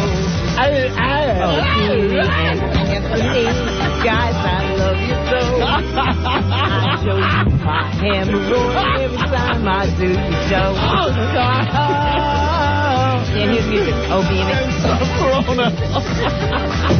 Opie dance. Take my hooters out. Hey, I'm wearing a new perfume. You want to smell it? I can hear the music. Man, these guys are into S&M. Man. Pop that card out and lob it in her head. I can't hear music. Julia music. Opie and Anthony. Look at her eyes are shut. She's Rick please. Delgado too, and Stinky Ben and ooh. In the words of Rich Voss, that stinks. I'm telling you, you should go on tour with Norris. I've never been in a I can hear the has-been. music, man. The music has I just want to congratulate you guys. You're all over Times Square. There used to be hookers, and now there's Opie and Anthony. And all I got to say is, wow. And I would like to come on, whip it out Wednesday and whip my things out. Oh, Can I say please. things? All right, we got to go. gotta go. I dumped the whole, I couldn't really hear the music, whole though. garbage pail on her head. Yeah, the whole garbage Look at pail. her wig. There's coffee in it and everything. And she's still singing. Keep it up. Keep it up. Anyway, I'm on tomorrow night. Channel 56. All sorts of crap in that garbage pail, and it's all on her head. I want to say hello to Anthony Riddle. He's very well hung. He's the executive director of Manhattan Neighborhood Network. Anyway, garbage. What a garbage all right, show. we got to go, Anthony. Yes. Thank you, Sandy Kane, for bringing this show to a halt once again. Tomorrow's Whip 'em Out Wednesday, Anthony. Yeah. Can't wait for that. Thank you, everyone. Opie I'm the sweetheart. and Anthony. That's the a-hole over there. You C-sucking F, cool jack-off ass F. The Opie and Anthony Show. Yeah, that's funny. Hi, Anthony. We're just on in New York. Hey, New York. What's up, man? Thanks for checking us out today, guys. We appreciate it. We got a couple pairs of tickets to see Power Man 5000. Rock. With special guests Saliva, Machine Head, and Stereo Mud at the Hammerstein Ballroom on Tuesday, September 18th. Yeah. Before you can buy them, tickets will be on sale through Ticketmaster, okay? Or the Hammerstein Ballroom box office. But we got a couple pairs right now to some random callers at 877-692-1027. Anthony, Sam Adams. Yes. Can't wait to do Sex for Sam 2 on Friday when Jim Cook's in the studio. Yeah, Jim Cook coming in, and he will bring Sam Adams with him. Some Sam Adams lager, summer ale, and then, of course, all those specialty beers that he brings with him, Opie. And I can't wait because I am a huge fan of Sam Adams, not the Patriot. I don't even know what the hell he did. The beer, though, fan-effing-tastic. I don't care if he called it George Washington beer. Wouldn't bother me. What did Sam Adams do?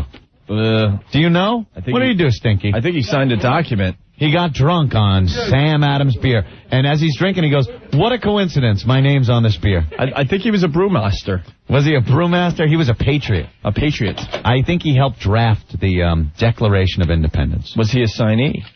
Yes, he was. Very good. But you couldn't tell he signed it. He, as a gag, wrote John Hancock really big in the middle of the page. Because he was so drunk on Sam Adams. Man, you think that guy had an ego or what? John Hancock! Sign around me, boys! What a tool, man. John Hancock! Sam Adams. Look, we all got to squeeze our name around John. John, you didn't leave any room for our Hancocks. F yourself! I'm John Hancock. That's pretty funny, man. It really is. What a tool. They had to be pissed at him. It's like, oh, you guys want to sign this too? Oh, there's plenty of room left. It's kind of like the person, in the office that signs the birthday card, and he takes up all the room. Takes up all the room. Hey, Dick, we got like 30 other people that are going to sign this thing. Get well soon. John Hancock. Oh, Sam Adams, yes. We love it. You will, too. Trade up for Sam Adams for all your important local or social events. Just go out and get Sam Adams.